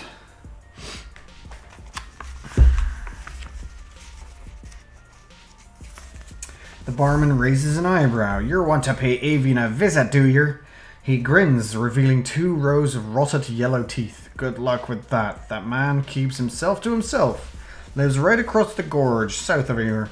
Only ways across is a bridge, and I hears that a troll moved in now. Made it his own.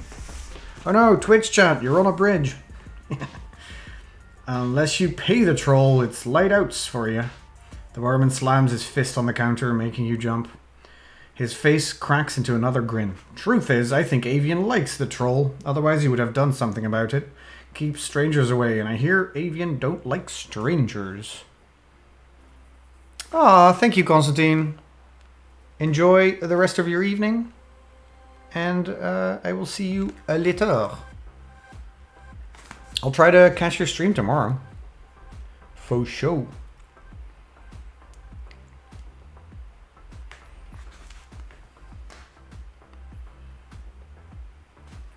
Let's talk about the weather. Talk about the weather. It's raining. Period. Hallelujah, it's raining water. Oh, babe. Wait, 40. Oh, God, 42 starts at the bottom of the page. That makes sense. The barman whistles through his stumpy yellow teeth. I says it's magic, some kind of curse. I ain't seen rain around here for months. He dabs at his brow with the dirty cloth. We're all tired of the heat. If I wanted this weather, I'd pack me bags and travel south. This ain't normal, I tell you. I tell you. The barman casts a nervous glance over his shoulder, then leans in over the counter. They say it's that witch, he says, dropping his voice to a whisper. The old crone that lives out in the woods. Since she moved to Tythebury 2 summers ago, things have been going wrong. Calves born with 3 legs, children with the pox, cats and dogs living together. I reckon this weather is all her doing. If I was you, I'd pass straight through Tythebury and be on your way. Safer. He gives you a wink, then settles back behind the counter. Let's go back to the tap room and talk to this card player. Card player.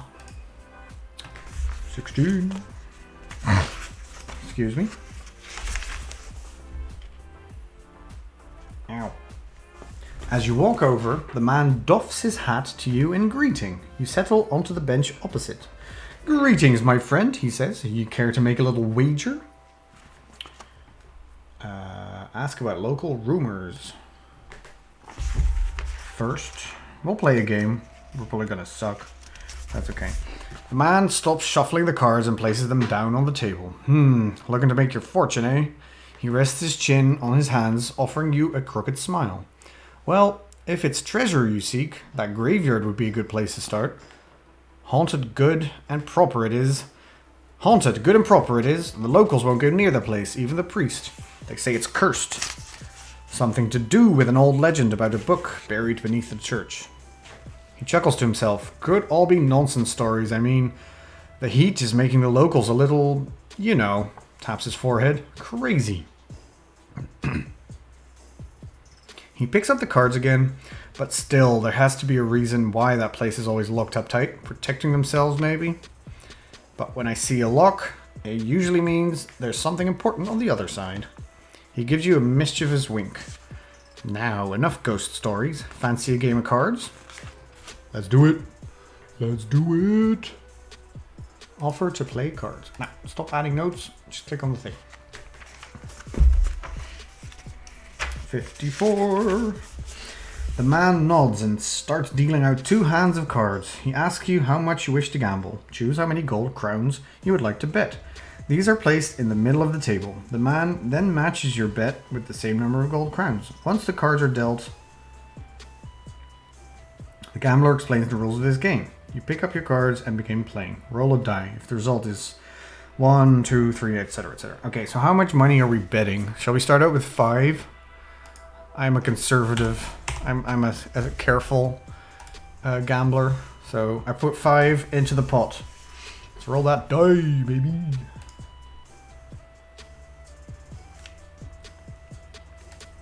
Oh, we rolled a 2. That's not good. 24. I don't think it's good. We'll see. You are at a stalemate. To proceed further with the game, you must put more money on the table. Decide how much gold you will add, and the gambler automatically adds the same amount. You must bet at least 1 extra gold crown. If you have no more money, then you have lost and lose all your gold, blah, blah, blah, blah. Alright. So let's put in another 5. So there's 10 in total for me and 10 from the dude, which is 20. And then we roll another die. Did I? Oh, there we go. Please higher than 2. 6. That's the best one. 259.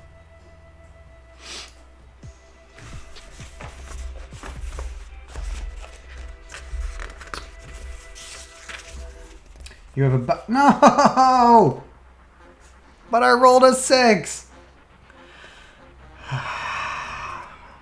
This sucks. You have a bad hand of cards and immediately lose the round. The gambler takes all the money, chuckling to himself. Another game? He asks eagerly. If you'd like to play again, turn to 54. If you decide to leave the table, turn to 11. Fuck this game.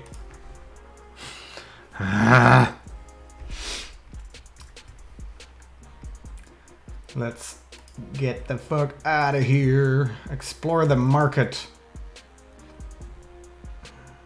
46? 46.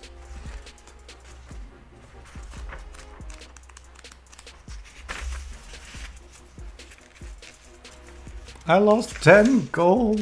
It's so bad. You pass under the cloth awnings to explore the village market. 3 stalls immediately catch your eye. The first is crammed full of herbs, jars, and bottles. Behind it,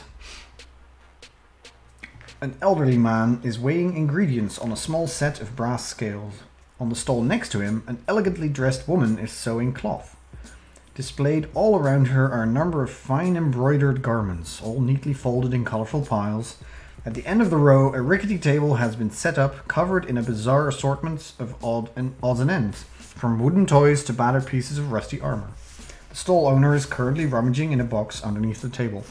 So I did a very smart thing, which is I lost half of my money before going to the market. Visit the first stall. The apothecary. 56. Scrolling to 56. The elderly man looks up from his work, his expression one of surprise. A customer at last, he says, pushing his glasses up his nose. Can I interest you in any of my wares? Hey, Mammut, what did the plate whisper to the other? Plate, I assume?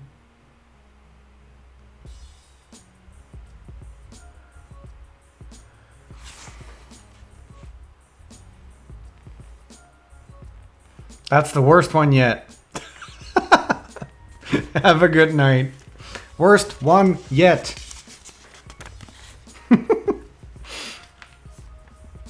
Have a good night.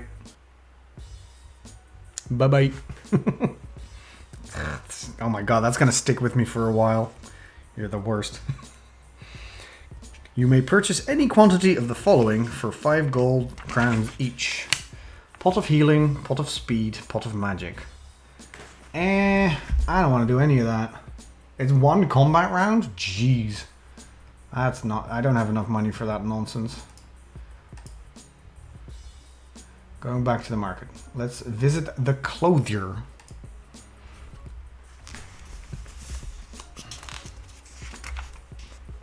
The clothier... 68.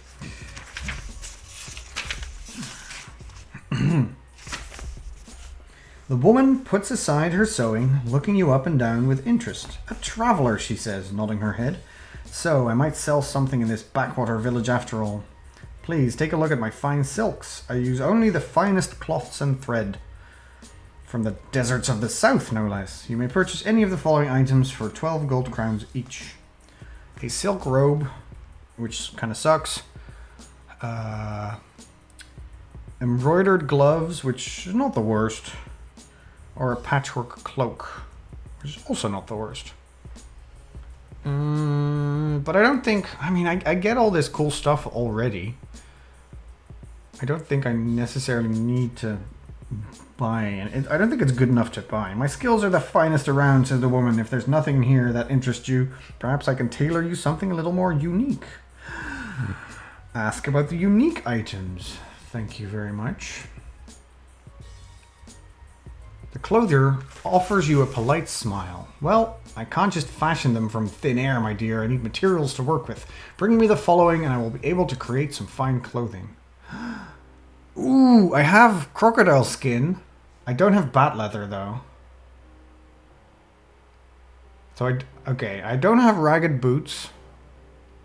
I don't have spindle silk. I don't have ragged cloak and spindle silk. I do have crocodile skin and bat leather, so I guess I gotta find some bat leather, right? We should remember this. I'm probably not gonna remember this, but we should remember this, that there's a place where we can drop some of that stuff off. Sweet. Now let's visit the third stall. 175. Wait up! Wait up! There's a thump as the man knocks his head on the underside of the table. Ugh! Third time in as many minutes. What an idiot. Rubbing his forehead, the man stands and holds out his hand. You shake it warmly, asking him what he has for sale. I'm a tinker, says the man. Stepping back and taking a bow, I find things and I repair them. Let's see, you look like the adventuring sort. Guess I might have some armor you might like. Not the good stuff, like what those mighty inquisitors wear. Although... He makes a point of eyeing up your current equipment. Beggars can't be choosers, can they?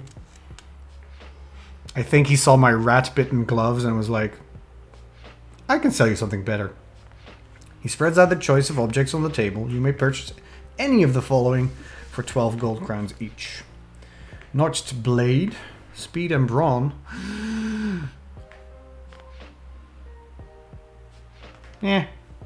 Simple coif. Brawn and armor. That's pretty good. Buckled boots. Ow.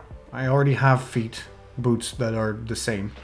None of this is interesting enough. The simple coif, the head thing is cool, but I don't want to lose my speed. I kind of like my speed.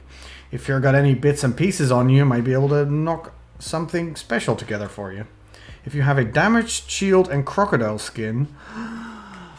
Yes! I don't have a damaged shield, but I do have crocodile skin. So again, we're just gonna leave right now. Oh, this is very handily done, Kindle. Look at this. It's like the top part of the table is here, and then the bottom part is here. It's very useful. All right, we don't have anything interesting, but we will figure that out later. Let's start this blue quest, shall we?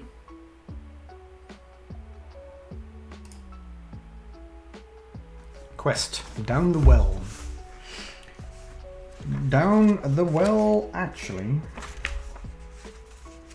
72.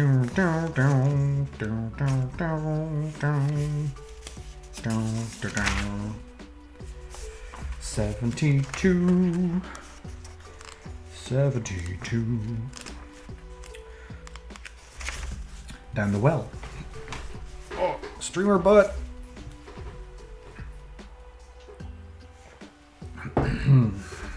At the top of the hill, a crowd is gathered around the stone well. You see that several of the villagers are peering over the side, their faces looking both concerned and horrified. The rest are currently drawing lengths of straw from an elderly man in white robes. He turns as you approach. "May the one God have mercy," he says. "Are you a sword for hire? Will you help us? Our well has dried up. First time in 100 years.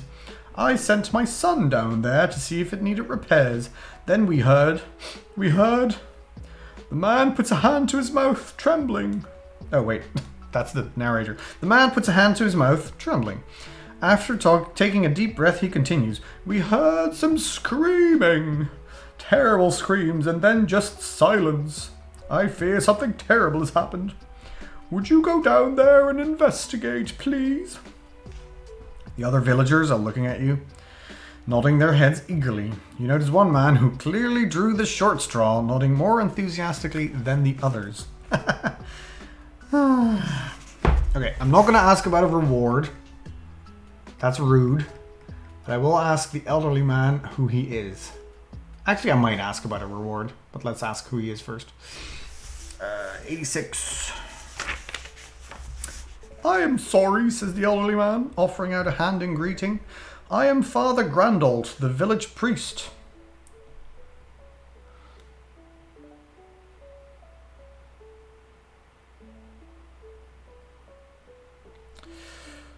Sorry. "I pray each day for the one God to deliver us from the terrible curse on our land." How's that going for you, bud? He walks over to the edge of the well. "I fear this is just a part of the ill luck that has befallen us. Perhaps we are being punished for some sin, some wrongdoing." He shakes his head sadly. "My son, he didn't deserve this."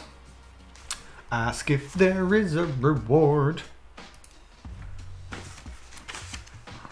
I just lost all my money gambling in this stupid fucking card game. "Reward?" snaps one of the villagers, waving his pitchfork at you. "A boy is in danger and you ask for a reward?" You hear several other angry mutterings from the crowd. "Easy now," says the elderly man, putting himself between you and the agitated villagers. "I didn't see anyone else here willfully volunteering to go down the well." He looks at each of the men in turn, who all look away, embarrassed and shamed.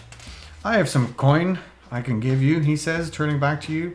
He opens his purse and produces 10 gold crowns, which he places in the palm of your hand.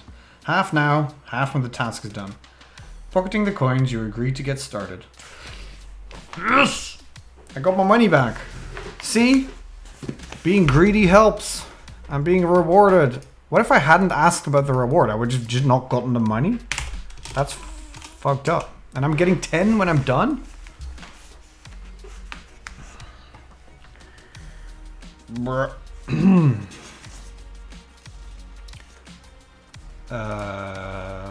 Alright. Turn to 238.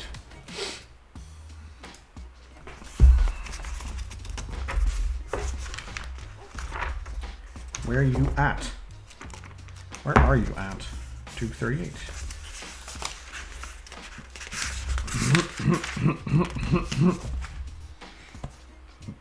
While one of the men winds up the bucket, the white robe man walks over to your side. "You will need a light, my friend," he says. "Edward, some wood, please." One of the villagers, a boy of around 13, runs over and places... where am I? Fuck. Places a length of wood in the man's outstretched hand. Holding it aloft, the priest utters a short prayer. Suddenly, the end of the wood ignites, becoming a blazing torch. He eyes it with a smile of satisfaction. Alright, I guess praying does work. I'm sorry for being condescending before. You swing yourself over the side of the well and clamber into the water bucket. The priest hands you the torch, then slowly you are lowered inch by inch into the cold, murky darkness. Make a note of the word torch on your hero sheet. Then turn to 202. I got me a torch. I got me a torch. Don't you even worry about me. I got a torch. A torch. Yes. Then turn to 202. 202.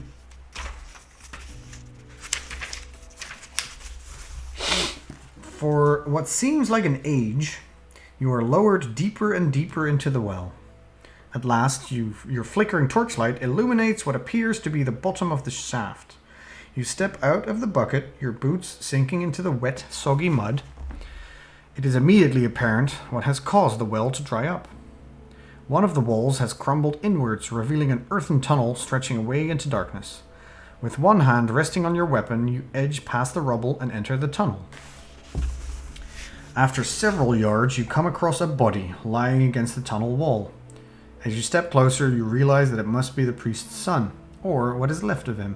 His body is covered in a glistening white slime, which has eaten through most of his leather clothing, exposing charred skin and bone. Ugh, slimes. I hate those. You notice traces of the same glistening acid on the smooth tunnel walls. Curious as to what could have made the tunnel, you follow it deeper into the musty dark earth. Soon you arrive at a junction. Alright, chat. East or west? Let me know. East or west? Which one's best?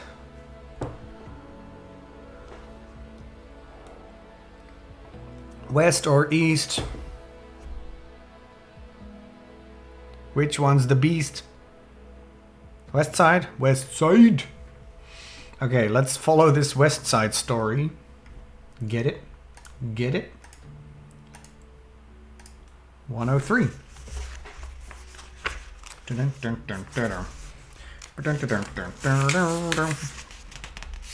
You make your way carefully down the passage, avoiding the deadly puddles of white, gooey acid. After several minutes, you come to a junction, the passageway splitting into tunnels to the north and south. To the north, there has evidently been a cave-in, as the tunnel is blocked by rubble and stone. To the south, you notice the tunnel walls are glistening with big, fresh dollops of white goo. This is upsetting to me. I'm not glad Haggard isn't here, but I am glad that I'm not being drowned in mayo emotes. Because the sentence fresh dollops of white goo is disturbing. As the north tunnel is impassable, you decide to head south. Turn to 273. Did I not click on the thing? Oh, I did. 273. Oh no, combat.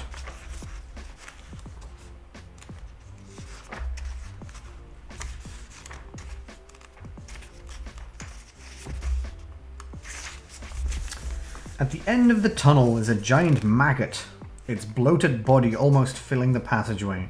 The creature appears to be chomping its way through the earth, using the acid that drips from its gaping maw to burn through the rock and stone. Okay, so it's not a slime. That's good, but it is a giant maggot, which is not good. As you approach, the maggot suddenly stops its activity and turns around to face you.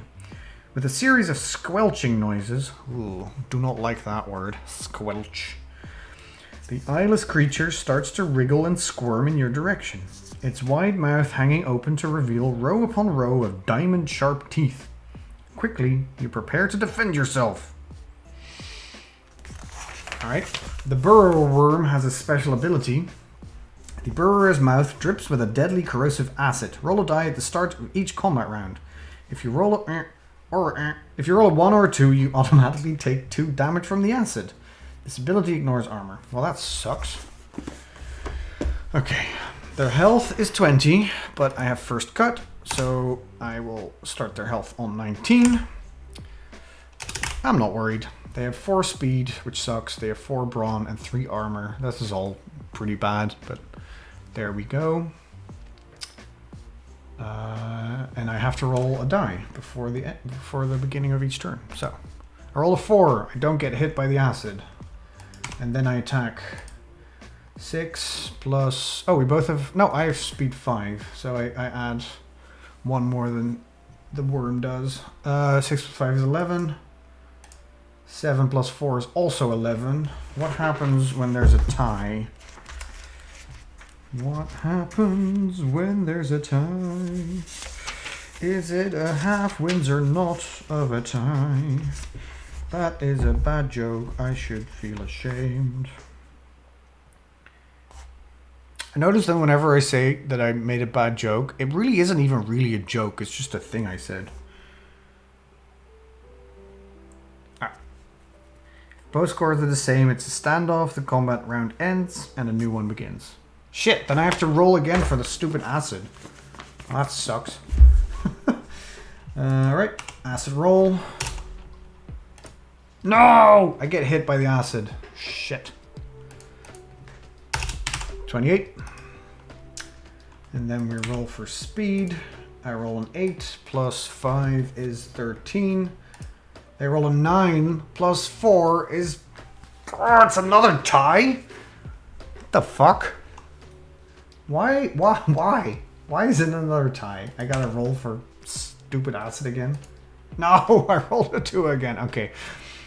We haven't done each other damage yet, but I've been hit with this acid twice already. Which kind of sucks.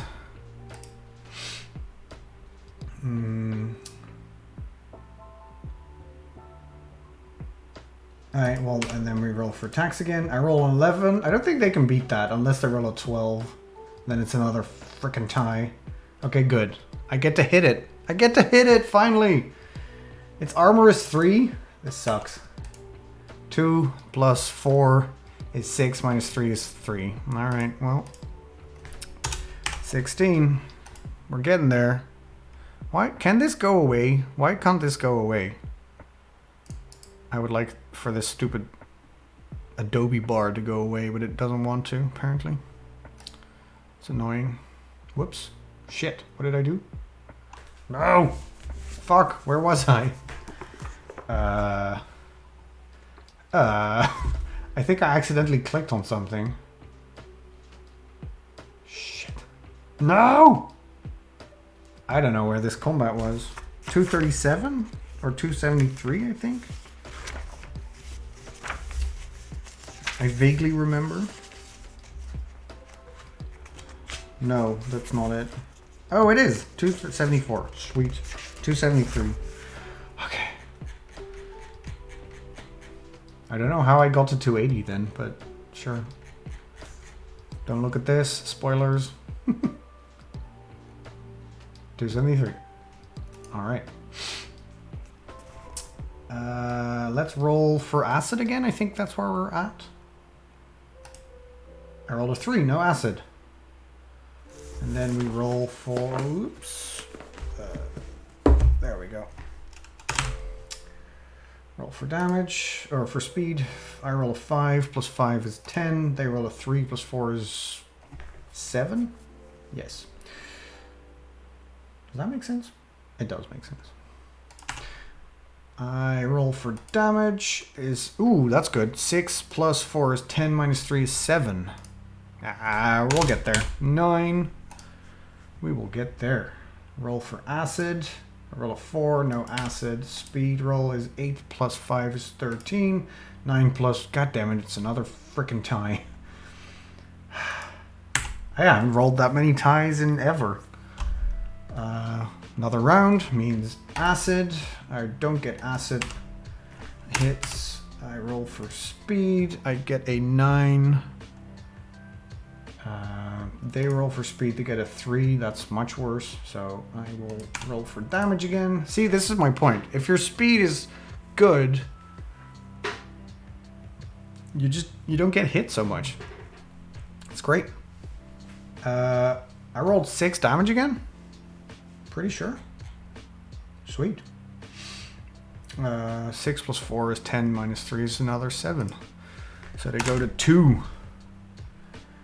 Roll for acid. Rolled another 6, so that's good. Roll for speed is 4 plus 5 is 9. They rolled... Hey, they finally get to attack. Sweet. 7 plus 4 is 11. Their attack roll is... 5 plus 4 is 9, minus 4 is 5. That makes sense. So I go to 21. Another acid roll. I don't get acid burned. I rolled 6 plus 5 is 11. They rolled 10 plus 4 is 14. Oh shit. Oh shit. They roll 4 damage. plus 4 minus 4 is still 4, so I go to 17. I'm negating their brawn because it's the same as my armor, so it doesn't really do anything. So it's just the roll is the damage that I take. Another acid roll, no acid damage. I roll 5 plus 5 is 10. They roll 2 plus 4 is 6. I don't think I need much to damage them, so there we go. 3 plus 4 is 7, minus 3 is 4. Is death. Death. I win! Whoop! Whoop whoop. 273. Alright. At the end of a tunnel, giant maggots, blah blah blah. If you defeat the burrow worm, turn to 285. This I will do. Ow. Come in. You slice open the maggot's belly, backing away as green slime and white acid pour out of its body onto the floor of the tunnel. Eager to escape the noxious fumes, you retrace your steps and retrieve your torch. It is then that you notice a jagged fissure in one of the tunnel walls. Curious as to where it might lead, you decide to explore it further. Turn to 212. We won, and we continue. 212. Sweet. You clamber through the narrow fissure, emerging in a small cavern. Above you, dangling from the ceiling, are a series of web-like bundles. You notice that one of them is wriggling back and forth, as if whatever is inside is struggling to get out. Across the far side of the cave, you see a tunnel opening. Sticky strands of webbing crisscross the ground between you and the cave exit. Cut open the wriggling bundle across the room to the tunnel opening. We're not going to leave that bundle hanging. That's insane. I'm going to cut it open. Obvs. 295. 295. This is a cool quest. I'm excited. We're literally dungeon crawling. You step over the strands of webbing and approach the wriggling bundle. Taking a knife from your backpack, you carefully slice through the silken cords to reveal the inside of the web-like cage. Oh god, it's combat. Tangled up in the sticky strands is something large and furry with pointed ears and sharp teeth. Backing away, you watch as the creature struggles free of the webbing. It lands on the ground, shaking its black leathery wings. Then its bloodshot eyes fix on you. With a deafening screech, the freed creature springs into the air, its fangs reaching you for your throat. Batwing. Alright, so shouldn't have done that. Special ability, after the Batwing makes a successful attack that causes health damage, you must take a further point of damage at the end of each combat round. This damage ignores armor, because I'm bleeding, basically. Is that every turn?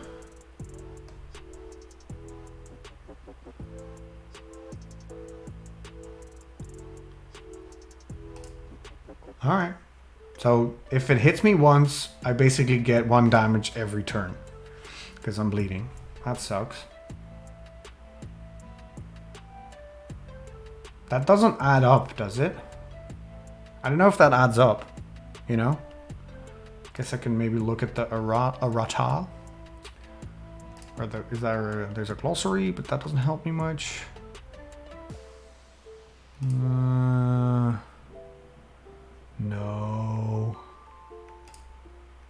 No. Special abilities. Guess I can have a quick look at that. Bleed. No, this is just the same thing that's in the book. It's pointless. Alright, well, doesn't matter. I assume it's just that happens the once. Because you have bleed, and that's fine. Ah, my book! No! My book! I crunched it. Alright, it's got speed 5, which is the same as me, which sucks. It's got brawn 4, which is the same as me, which sucks. It's got 2 armor, which is not a lot, but it does have 25 health. So, let's roll for speed. I roll an 8. They roll a 7. They suck. I'm ignoring speed additions because it's the same, so they kind of negate each other. I roll 4 damage plus 4 is 8, minus 2 is 6. So they go to 19. Right? 4 plus 4 is 8, minus 2 is 6. Yes. Combat round 2. I roll an 8, they roll a 6. I do damage. 2 plus 4 is 6, minus 2 is 4. So they go to 15. Okay, so far so good. If I could prevent myself from getting hurt at all, there's no bleed, which is good. I roll a 6, they roll a 5, so I keep winning. That's very good. I roll 3 plus 4 minus 2 is 5. 5, yes, so they go to 10. See, this bat ain't shit. Bat, you ain't shit. Is what I shout. I take a bonus action to shout, bat, you ain't shit. The bat does not like it. It screeches. Squeak. I roll a 5, they roll an 8. Shit, the bat is upset. Good job, Sans. The bat is upset. So now I take damage. Okay, that's fine. I shouldn't have taunted it. Ooh, 5 damage. Plus 4 minus 4 is 5. I go to 25 and I am now currently bleeding, which means I go to 24. I forgot first cut, so the bat's technically at 9. I go to 24 at the end of the round. New round. I roll an 8, they roll a 5. They can suck it once again. I roll 3 damage plus 4 minus 2 is 5 again. Yes. So they go to 4. End of the round, I go to 23. And we do more combat. I roll a 6, they roll a 10, so they attack me for 4. Plus 4 minus 4 is 4. Okay, so I go to 19, and then I go to 18 at the end of the round because of bleed. Come on. 2. I roll a 4, they roll an 11. This sucks. They roll 1 damage. Plus 4 is 5, minus 4 is 1 again. I take 2 because of the bleed, so I go to 16. Alright, I need to hit this thing once, and then we're good. 5 for me, 9 for them. Shit. For 3 is 4 is 12. This is, we're in some shit, friends. Ow. Because that's including the bleed again. I need to hit it once. Only once before I die. I do have heal though, so I should maybe use some of that. 2 is 10. I roll a 10. No, they roll a 12. How do they do it? Stupid bat.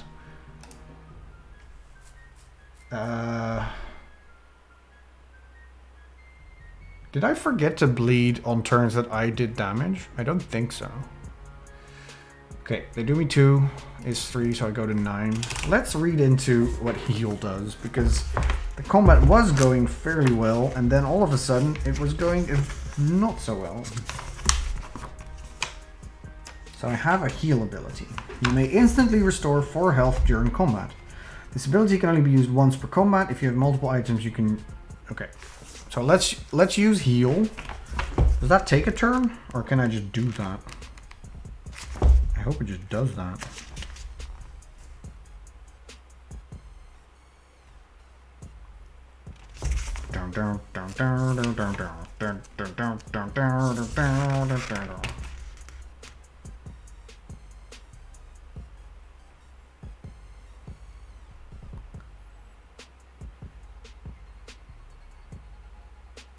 Alright, I can just use them during a combat round. Well, in that case, I'm healing myself for 4. Going back up to 13. That's not great, but maybe it helps. Okay, another combat roll. I rolled a 10. Don't roll a fucking 12. He'll roll an 11, I bet. 9! Yes. Kill it. Kill it with fire. I roll a 5. Plus 4 is 9. Minus 2 is 7. The bat is dead. The bat is dead. After each combat, I go back up to full health. Somehow. That's just the game rules, I guess. If you defeat the Batwing, turn to 120. 120. A wild swing connects with the bat creature, knocking it to the ground. Quickly, you step in and deliver the final killing blow. You may now take the following item. Bat leather. Yes, I wanted bat leather, right? Like bat leather and crocodile skin were two, like, things. Yes. Okay, we're going back to town. Or I guess we're still in town after we finish this quest. Bat leather.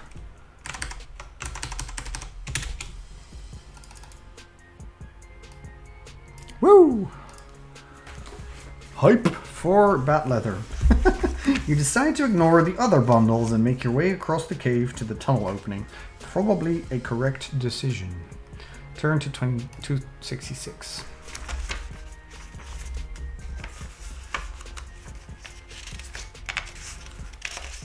Ow. You attempt to cross to the other side of the cave by stepping carefully between the sticky strands of webbing. You must pass a speed challenge. Okay. So if you're successful, you cross the cave without incident and enter the new passageway. If you fail, turn to another page. Shit. Shit. Okay, speed 10. That's a lot. I think we just roll one die at our speed roll, but I'll look up how challenges work.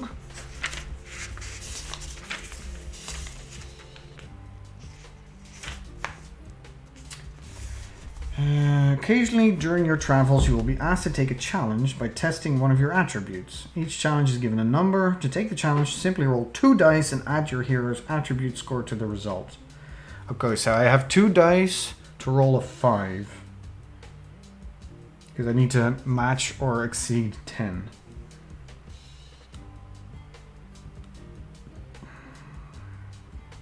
Okay, that should be possible. I think the odds on 2 dice rolling a 5 are pretty good.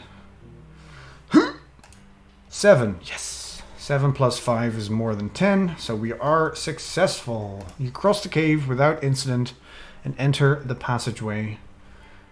Turn to 231. I don't want to know what happened if we failed. I assume if we failed, the spider maybe would have noticed and we would have fought it sooner or whatever. After several minutes, the passageway becomes a narrow ledge overlooking a huge cavern. Its walls and columns are coated in forests of glowing fungi, their pale light illuminating a giant glittering web that stretches from floor to ceiling. At the center of the web, resting on the sticky crisscrossing strands, is the biggest spider you have ever seen, its massive fangs dripping with a deadly green venom. If you still have the word torch on your hero sheet, you can choose to set fire to the web. If you don't have a torch or choose not to set fire to the web, you can blah blah blah blah. Okay, so we can attack the spider, we can flee and return. Okay, we're not gonna flee. I mean, we still have the torch. Let's go set fire to the web. That can't be good for the spider, okay, right? It might not be good for me either, but we're doing it. Kill it with fire. I know, right? Turn to 7. You put the flame of your torch to the spider's web. The sparkling strands catch fire instantly, sizzling as the flames spread quickly across the interlaced pattern. With a chilling shriek of anger, the giant spider turns to face you, its immense black body seemingly untouched by the flames that rage around it. Well, shit. Alright, sure. What foolish Oh, Jesus, the spider talks? All right. What fool that I did not expect that, honestly. What foolish insect dares set foot in the domain of Spindle? You will perish here, and your worthless blood will feed my brood. The giant spider scuttles towards you, your panicked face mirrored in its bulging black eyes. You must now defend yourself against this fearsome opponent. Woo! Okay, so Spindle's pretty good. 5 speed, 5 brawn, 3 armor. It's creepy. Health 30. Health 29 because of first cut. It's got a special ability we get to ignore. Webbed. This spider's sticky webbing inhibits your movement. At the start of every combat round, roll a die. If you roll a 1 or a 2, then your speed is reduced by 1. Ignore this ability if you have used your torch to set fire to the web. Woo! Burning shit. It helped us. So we're going to ignore webbed. That's great. Once you've taken health damage from the spider at the end of every combat round, you must automatically lose 2 health. Okay, so venom is worse than bleed. This is going to be exciting. Let's fucking do it. Okay, speed. I'm going to ignore the additions of speed again because our speed's the same, so I can just negate it. I rolled an 8. They roll a 5, so I win. I attack for 5 plus... 5 plus 4 is 9, minus 3 is 6. So they go to 23. Pretty good. Combat round number 2. I roll an 8. They roll a 7. I win again. 2 damage plus 4 is 6, minus 3 is 3. That's not that great. Wait, that's true, right? I roll 2 plus 4 brawn is 6, minus 3 armor is 3. Go to 20. And I'm not venomed yet. Probably happens soon, but at least, I mean, this helps, right? Combat roll. I rolled snake eyes. They can't roll worse than that. Ah, shit. Alright, well, they attack me. Can they roll so little? No, it's impossible for me to not get damaged by this, which sucks. The ace of spades, the ace of spades. It's a Motorhead song, don't worry about it. 3 plus 5 is 8, minus 4 is 4. So I am now venomed, which sucks because I'm at 26 and then 24 at the end of the round. That sucks. That's so much damage. Okay, now we gotta hurry this up because they're still at 20 health, so I could definitely lose this. Oh, I roll a 4. They roll a 7. No. For 5? Oh my god, I'm gonna get my ass kicked. Alright, 5 plus 5 is 10, minus 4 is 6. So I lose 6, and then I immediately lose 2, so I lose 8. So I go to 16.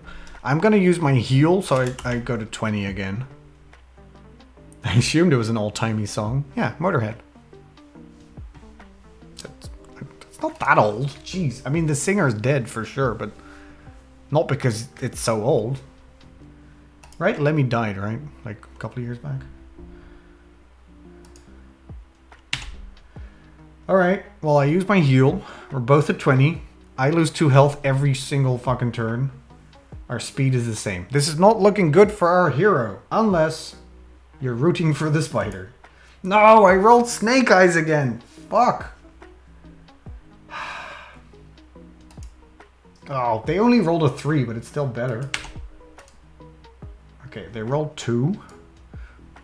2 plus 5 is 7, minus 4 is 3. I lose 5 because of the stupid venom. I'm gonna die. I have my goblin grog, which is nice. Ow. Ow. Sorry, my neck hurts. I rolled a 6. Okay. No, they rolled a 7. I'm gonna die. This is the worst. 2 damage again. 2 plus 5 is 7, minus 4 is 3. I lose another 5. I go to 10. Let's look into Goblin Grog. I have 2 uses, and they heal, like, when do I get to use items?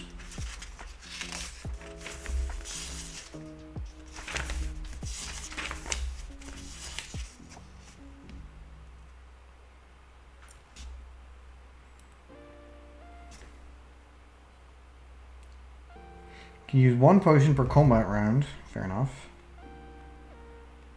Okay. So what happens when I die? When your hero dies, their adventure isn't over. Simply make a note of the entry number where you died and then return to the quest map.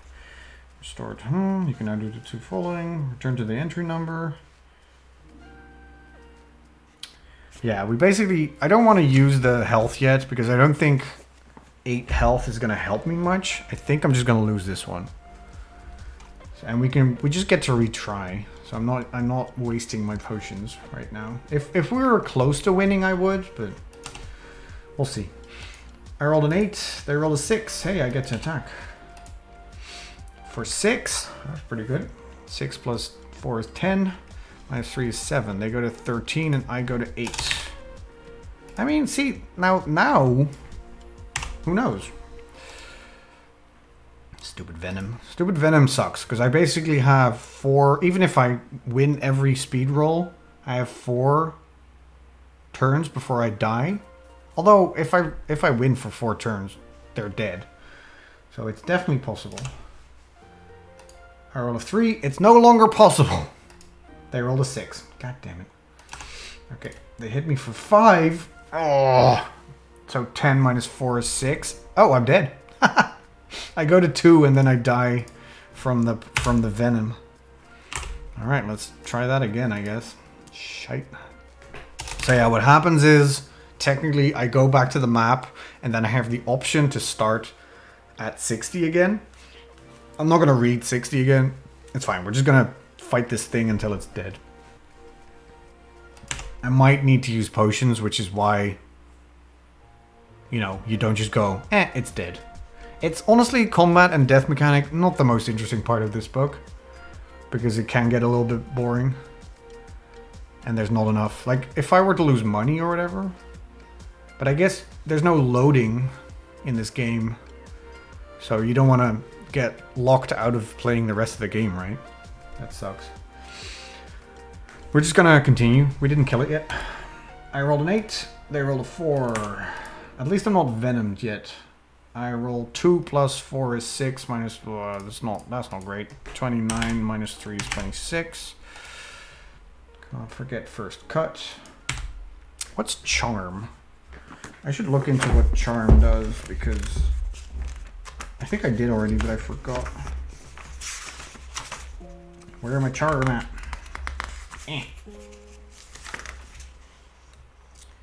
Charm. You may re-roll one of your hero's die anytime during the combat. You must accept the result of the second roll if you have multiple items with the charm ability. Okay, I can use that once per combat. So I can re-roll 1 die of my speed roll, I guess. Alright, sweet.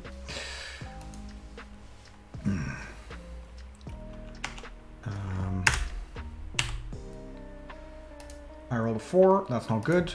They rolled a 4 also, so nothing happens. That's very good.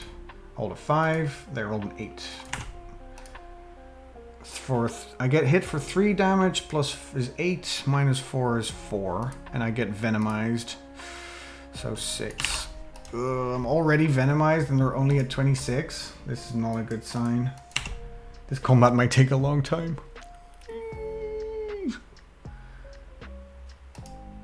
I rolled a 5, they rolled a 7. Yeah, I'm dying again. God damn it. For 3 damage. 3 damage plus 5 is 8, minus 4 is 4 again. Wow. Yeah, I mean, I guess. So I go to 18. I heal up back to 22 because I can use my heal, right? 2. I rolled a 10. That's good. They rolled a 4. I get to attack. Hit a lot. No, 2 is not a lot. 2 plus 4 is 6 again. I deal 3 damage again. God damn it. This is not gonna... If I deal 3 damage every time I hit, I don't think I'm gonna win. Because I'm gonna lose 2 again from Venom. Kill it. Ooh, I rolled another 10. They also rolled a 10. Boo. And I lose from Venom. Fuck.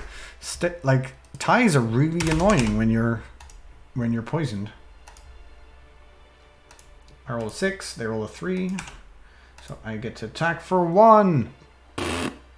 1 plus 4 is 5, minus 3 is 2 damage. I'm upset. Chat, I'm upset. This is not going very well. I rolled a 10. They also rolled a 10. God damn it. It is. So this is the official, technically official Wizards Dungeon and Dragons Dice Roller website app. And it shows you like which individual die actually like has the roll. So it's not like I rolled 2 5s, they rolled a 6 and a 4. It's not stuck on 10 or whatever. It's just annoying. Because now I go to 16. I don't get to cheat. Actually, ooh, wait a second. What if I use my charm to re-roll one of them? No, that's a bad idea. I rolled a 5 and a 5. I would need to roll a 6. So I'm not re-rolling. That doesn't seem very clever.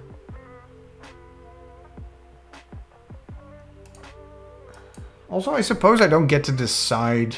I have to decide to re-roll before they roll. That makes it less interesting, honestly. Anyway, we're at 16. We're at 16 from Venom. Don't cry, Bear. We'll win. It might take us an hour, but we'll win. And we go again. I rolled an 8. They rolled a 4. Suck it, nerds. For 3 damage, plus 4 is 7, minus 3 is 4. Sure. That makes sense. So 4 damage, they go to 17. And I go to 14. God damn it, I keep forgetting that I have to get hurt even if I win the damage roll. Speed 11, speed 8, I win that roll. I roll for 3 again, so I do another 4 damage. They go to 13, I go to 12. Oof. I need to roll for more damage because the fact that even if I win, I don't... Ugh. I rolled a 10. They rolled a 6. Suck it, nerd. 4 damage plus 4 is 8. Minus 3 is 5. They go to 8. And I go to 10. Okay. Okay. I've used my heal. I haven't used my charm. And I have 2 Goblin Grogs. I think this might be possible. Immediately loses a roll. And then loses hope again. But sure. I rolled a 7. Ooh, that's a 5 and a 2. I rolled a 5 and a 2. Which means if I re-roll the 2, I have a better chance at...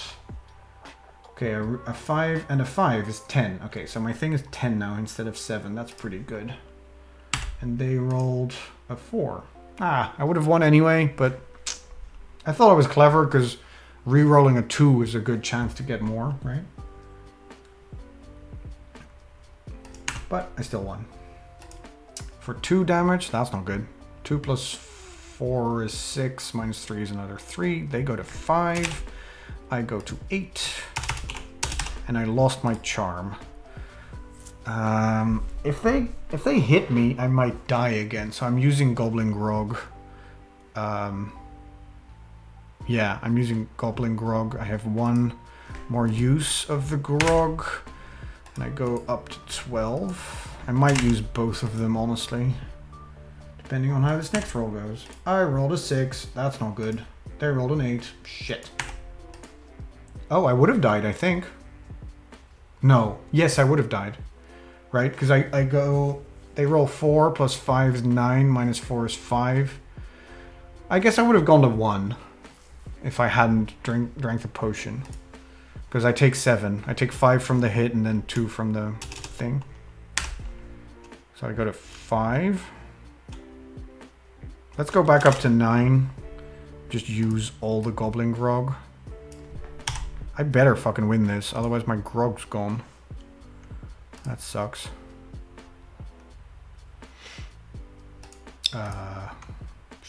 Sure.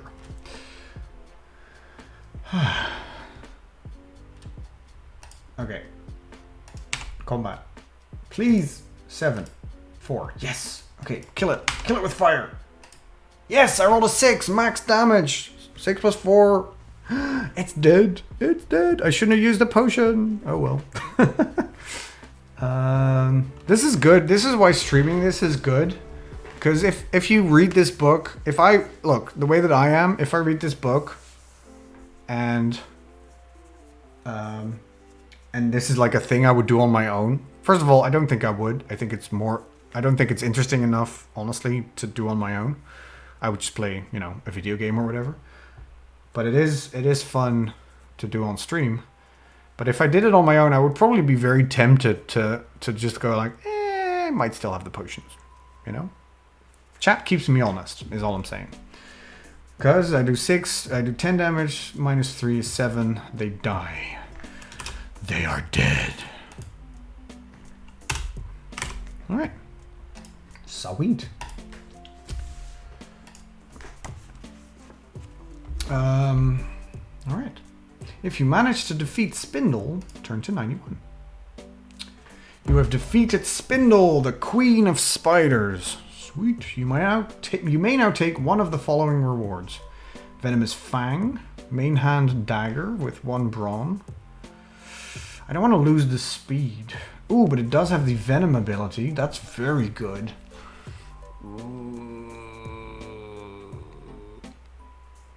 Oh, I don't have a talisman though. Spindle Silk Mantle gives me magic and armor. That's not great. But it does give me the ability Spindle Silk Set. If your hero is wearing all 3 pieces of Spindle Silk armor, chest, boots, and cloak, then you may use the Spider Sense ability. And Spider Sense does what? You can only use Spider Sense once per combat. See Dodge. Dodge. Use this ability when you have lost a combat round to avoid taking damage from your opponent. No. Okay, I would need 3 separate spider thingies to get Spider Sense. That doesn't appeal to me even a little bit.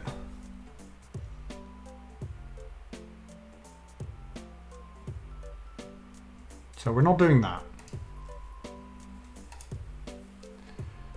So no to the mantle. The dagger is pretty cool. More brawn is useful, even though I would lose speed. And venom is very good, right? Like if I hit them once, they just keep getting damaged. But I think I like more speed. And I don't have a talisman yet, so I will do that.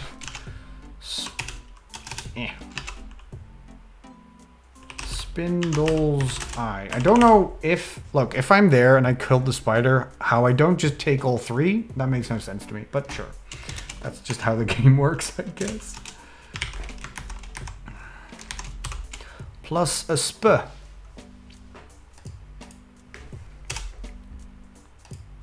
And a double charm.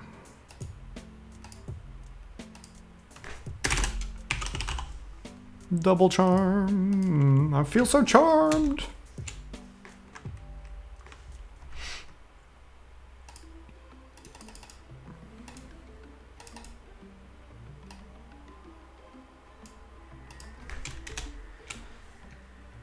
As a talisman. So I up my speed to 6. Very good. my, that Bogle's a charming fellow. Yeah, I'm dual wielding charm. Charm. If you previously set fire to the web, turn to 270. I did. The smoke and heat from the fire forces you back out of the cavern. With the giant spider defeated, you decide to leave the caves and return to the villagers at the well. We did it! 246, baby!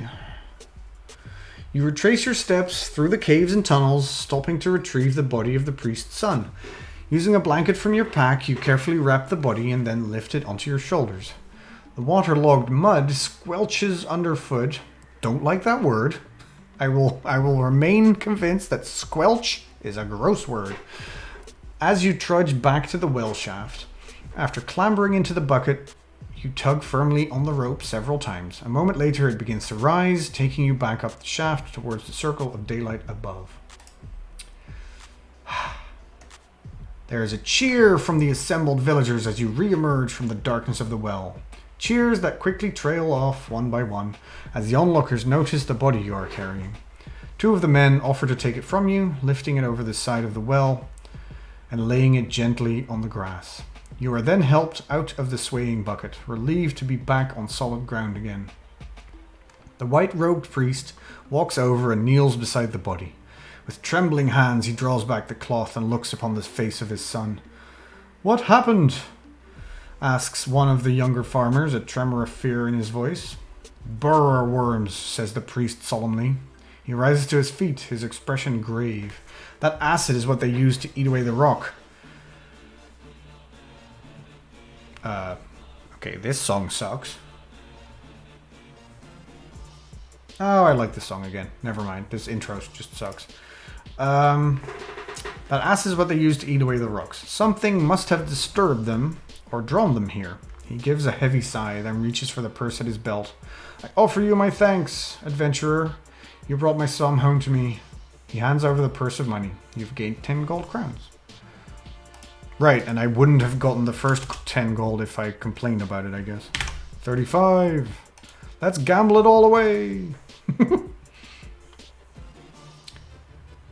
Now we have a better understanding of the dangers we face.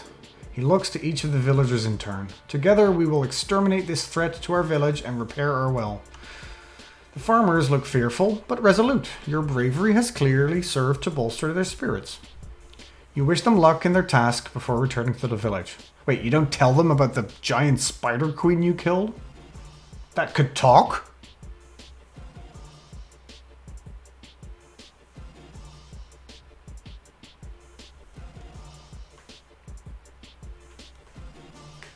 Alright, Sans. Enjoy sleep and have fun with your dad, I guess. I hope it's not too bad. Work's work, but still. Well, it's not in the well. It was like way off. It was in a cave somewhere. I'm gonna end the stream anyway. We finished the blue quest and been going at it for 2 hours and 40.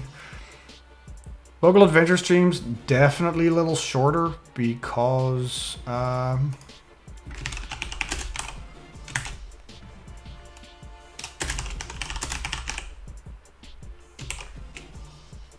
because I read a lot. No worries, Bear. You don't have to apologize for lurking. I'm reading anyway. Don't worry about it. Looking for hotels. Mm-hmm. Sans, I'm betting it's for a romantic encounter with that toilet dude.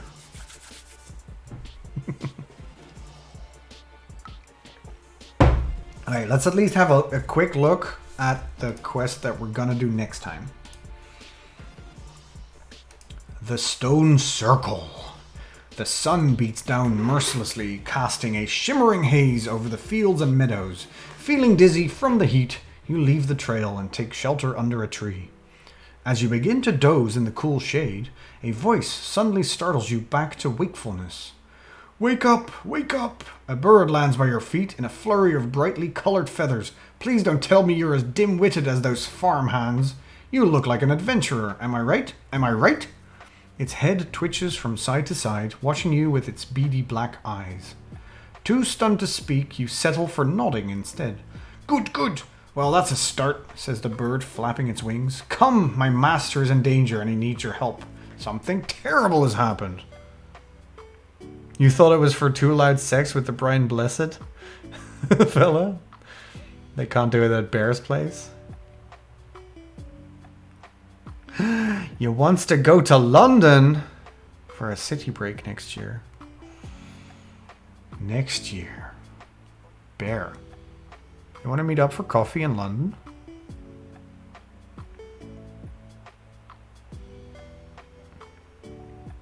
Just saying. I can be there in 40 minutes. Well, sort of. The plane ride takes 40 minutes. All in all, the rest will take a little bit more. But I'm just saying, we can have lunch in London. Sure. I'm actually not joking. If you really want to do that, if it's sometime next year, I probably can find time, have money, and you know, are comfortable with traveling, I guess. Who are you going to do in London? God damn it. Stop it.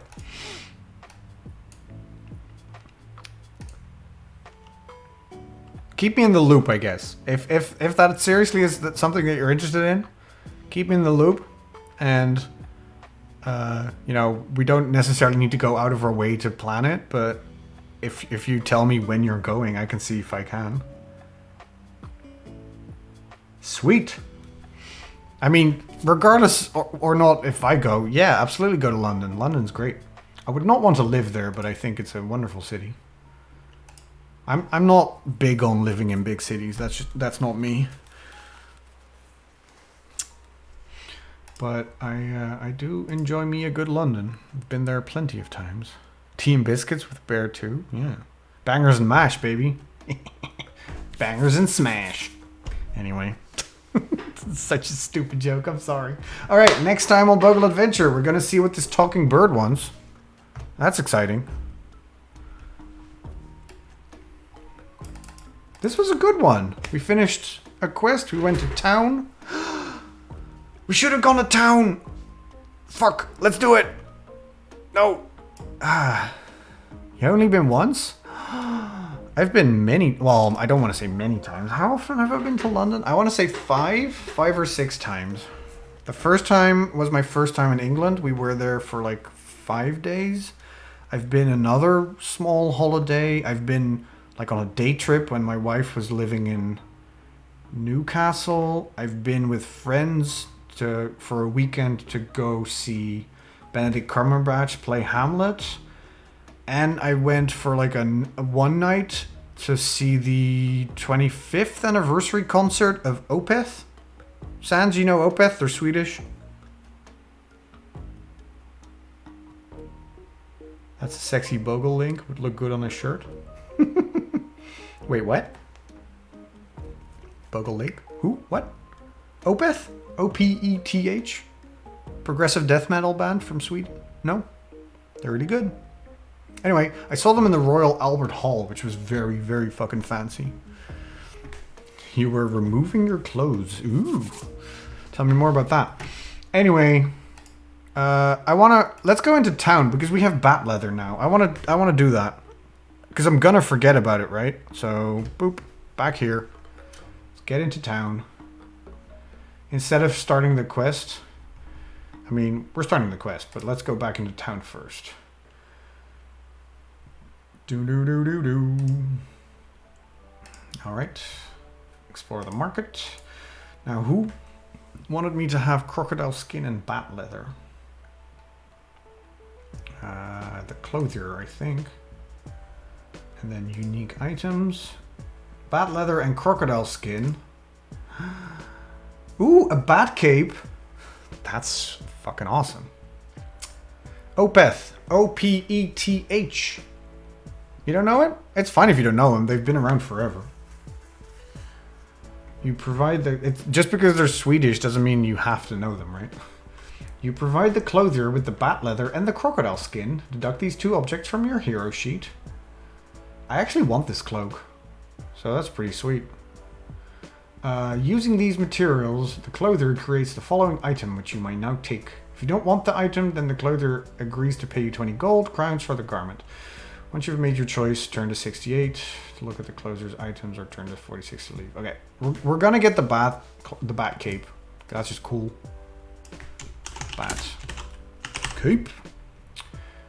We're losing the magic, which doesn't matter. We're losing the brawn, which sucks, but we're getting 1 armor and a speed.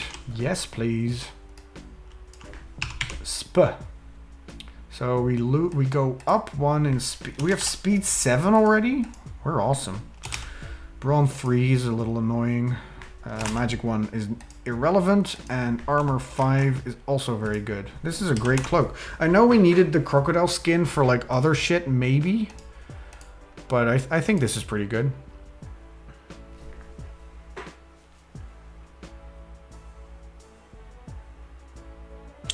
Thanks for the detailed description of how you undress. Are we doing it the same? I pulled the shirt slowly over my head, only to neatly fold it over my chair, followed by lowering my pants and putting them neatly on my bench. Then I removed my underwear and threw them into the clothing basket. So I guess I don't do any of that. If I remove something, I definitely don't fold it neatly. I just throw it on a chair in like the room that we have. That is our... We have a small room in our house that's basically just our walk-in closet.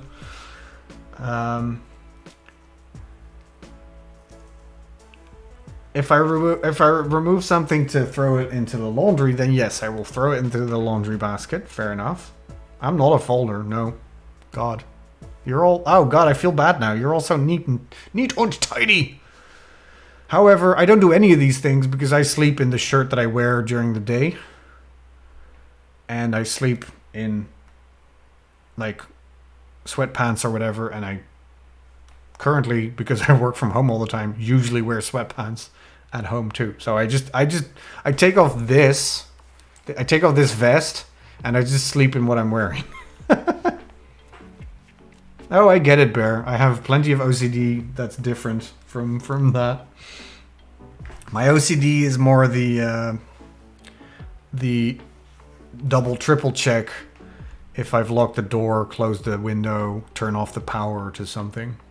Like, it's not as bad anymore because mentally I'm doing much better, but when I was like untreated depression and like doing very badly, there were moments where if I really felt bad, I've talked about this before, but I would close the door to the apartment when we were still living in an apartment, go to work, and then the worst time was I'd be halfway to work on my bike, and 3 times in a row I would go back to check if I locked the door because I couldn't remember.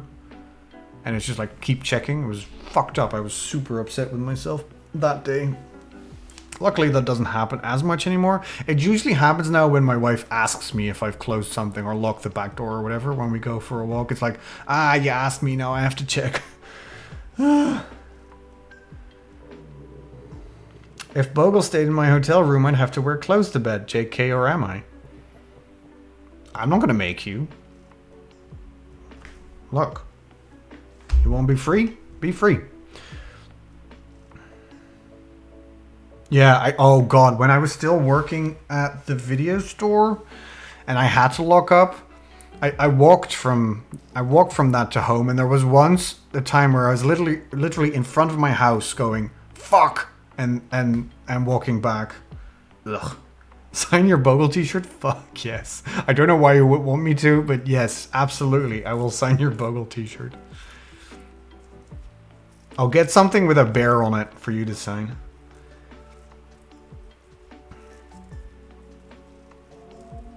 Wait, what is happening, Sans? The bathroom downstairs is broken, so I need to go upstairs, but my parents sleep up there, so I need to jump out the window and use a garden bush. You have to pee outside? Sweden's wild. Just go upstairs. Do you literally have to... Do you literally have to... I mean, he's outside peeing, so I don't know why I'm asking this, but do you literally have to walk through your parents' bedroom to get to that bathroom? That's not great. Yeah, no, I get all that, Sans. Pee in the sink. I would argue peeing outside is better than peeing in the sink, depending on like your neighborhood situation.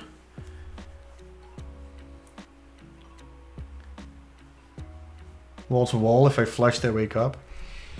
Okay, that seems a bit stupid though. I mean, sure, they might wake up. It's 11. I argue that if they didn't want to be woken up by the toilet, they shouldn't sleep near the toilet. That's not your fault. Or they should fix the downstairs bathroom. I personally, look, I'm not your family. Personally, I would think, sorry, Dad, I gotta pee. They can't get upset. And even if they did, that's their fault. You're allowed to pee in the bathroom. But you're also Sans, and if I know you a little bit, I think you're also kind of excited to... You know me, Bear. I run with it. I don't care. You're Sans. If I know you a little bit, you're a little bit excited to go pee outside, so you go pee outside. You're also Sans. Yeah. On the... See? There's two sides to this story. On the one hand, I feel like you should be able to just pee inside. On the other hand, I know you're you, and I know you're not a dog. How is that what I said? Are you seriously telling me that there's not a very small voice in the back of your head going like, haha, you're naked, go pee outside, that's awesome. Maybe I'm just projecting. I've done that. I've peed outside before, obviously, but in recent years, I've done it once this weekend. You put pants on, coward. I did it once when Kiwi was very small, so a couple of months back. Actually, we're very happy about the back cape. That's all very cool, but let's move on to this. When Kiwi was very small, he still needed to be woken up at night to go pee, like 2 or 3 times a night. And one of those times, I put him outside. He wasn't on a leash because he's just tiny, so I could just pick him up. And it's like, put him down. He went to pee, and I just stood there in the dark, like, I kind of need to pee. And so I just, like, he was peeing there, and I was peeing next to him against some tree. And I was like, this is just a dude and his dog's son peeing in the night. It was very funny. It's 0 degrees. Imagine the shrinkage. You see this thing on the ground? I should show people that. This thing. See this black thing? It looks honestly from up close, it looks like a butt plug. And I have 2 of them. Yes, bonding through night peas. See, I'm already wearing my sweatpants. So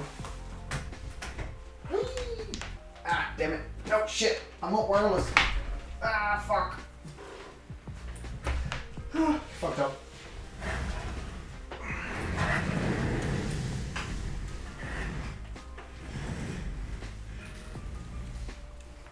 Yeah, these are my favorite sweatpants. They're great. They're honestly pretty classy. They have like black lining and the fabric is great. And they have pockets with zippers in them so you can lock them up. It's great.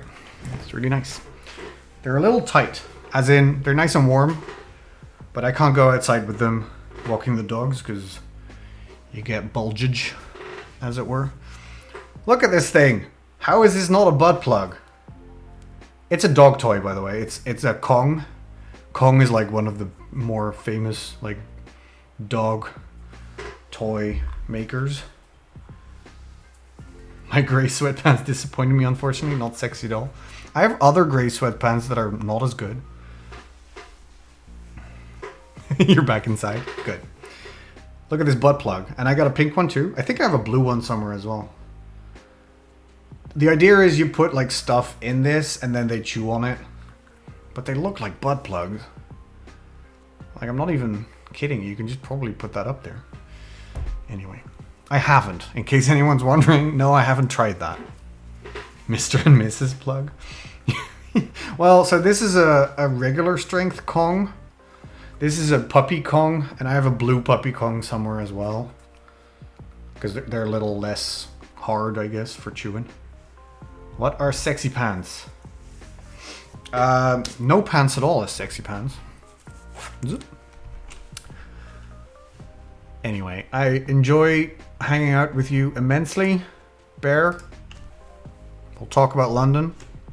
I'm not, like, again, you should let me know if you're like, ooh, maybe, no, I don't want to do that at all. Don't feel bad about that, by the way. That's perfectly fine. If you're not, then fuck yeah, let's meet up in London. That's awesome. That's awesome. I haven't been in London in forever, so I kind of want to go anyway. And what I like about London is it's so close. Like, it's just a 40-minute plane ride. It's like, I can do London for a day. I probably would want to stay over for one night. In your bed. It's a bit of an evening just looking at shiz. There's no rush, obviously. I would argue you worry about planning your trip that you want to do, and then if I have time, I will show up. If you want me to, obviously. And we can I don't know, go on a shopping spree. Buy all the golden shoes that we want. Who are we rating? Let's talk about what's up next. Thank you all so much for hanging out. I see a few of my wonderful friends left without saying goodbye. Very rude. Sans, go to bed. Have you peed outside? Good job. Meet up with Sans. Very exciting. Why am I looking at this? Thank you so much, Bear, for hanging out. This was a lot of fun. I love doing these. Like I said, I don't think that everybody agrees to love doing these, but I certainly do, so I'm going to keep doing them. I think we're not even a third of the way through this book, so it's going to take a while, but that's fine. Maybe I shouldn't do them too often, honestly, because it is a bit of a weird thing to do. Anyway, next stream is on Tuesday. My wife and I will go back to Act 3 of Diablo 2. I'm very much enjoying playing that with her, so that's a lot of fun. Don't miss that. On Thursday, we skipped a week, but we're back with Red Dead Redemption 2. I should finish that game at some point. Now, will I disappoint or not? Probably not, Sans. I'm going to vote not. If anyone, I think you're more subvert expectations. Ooh, that's exciting. I'm going to go for that, maybe. I'm just saying, out of the two of us, you're probably more yourself as you are both in chat and in real life than I am. I'm not saying I'm not like this in real life. It's just when I meet new people, I am a lot more quiet. Because meeting new people is scary. And you're not new, but you know what I mean. On Saturday, more Oracle of Seasons. On Sunday, more Hitman. Actually, the next couple of weeks are actually kind of like, I don't want to say boring, but at least just like they're supposed to be, right? It's the Bogle stream, it's the Mrs. Bogle stream, it's the Zelda, it's the Hitman, it's the thing. It's just like the 4 streams per week, which is kind of nice. Honestly, just to have a few things, actually get through some Hitman for a change. See, it's all just the same. Except when we get to December, because then there's a movie night that you don't want to miss because Hamilton is great. And then we're back with more DestinyQuest in a month. In about a month. Alright, I will see you all on Tuesday, hopefully, and I will wish you a good rest of your evening. Thank you so much for hanging out. I love you all very much. This was a lot of fun. Even if you lurk, it's like, you lurk, I read a book. It's nice. It's nice and chill. Movie night in your diary. Sweet.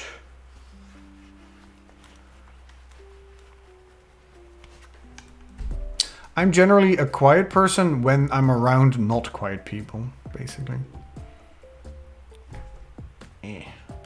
Who are we rating?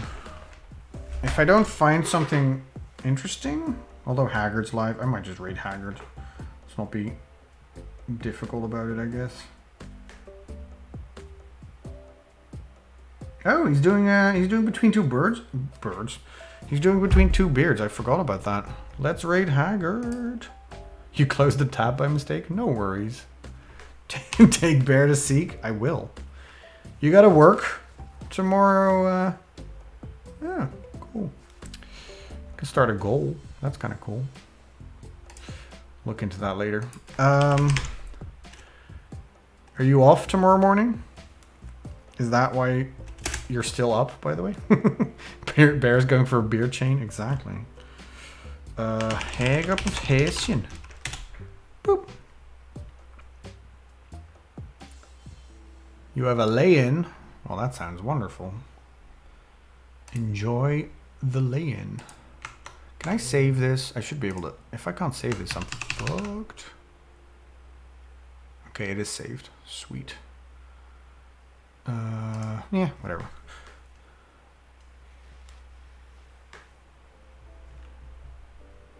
You're probably great at that, Sans. Don't think otherwise. Okay, I got a couple of seconds to actually go to Haggard, and I will see you all later. Please stay safe, please stay healthy, be kind to yourself, you deserve it. You know, our brains have a tendency to maybe say mean things about us and think things like you're not worthy, you're not doing enough, whatever. And I am here, as always, to tell you that your brain is a fucking asshole and you shouldn't listen to it, because I will tell you that you are great and loved and wonderful. Oh no, an ad. Sorry, Haggard, I get an ad. Bye, friends.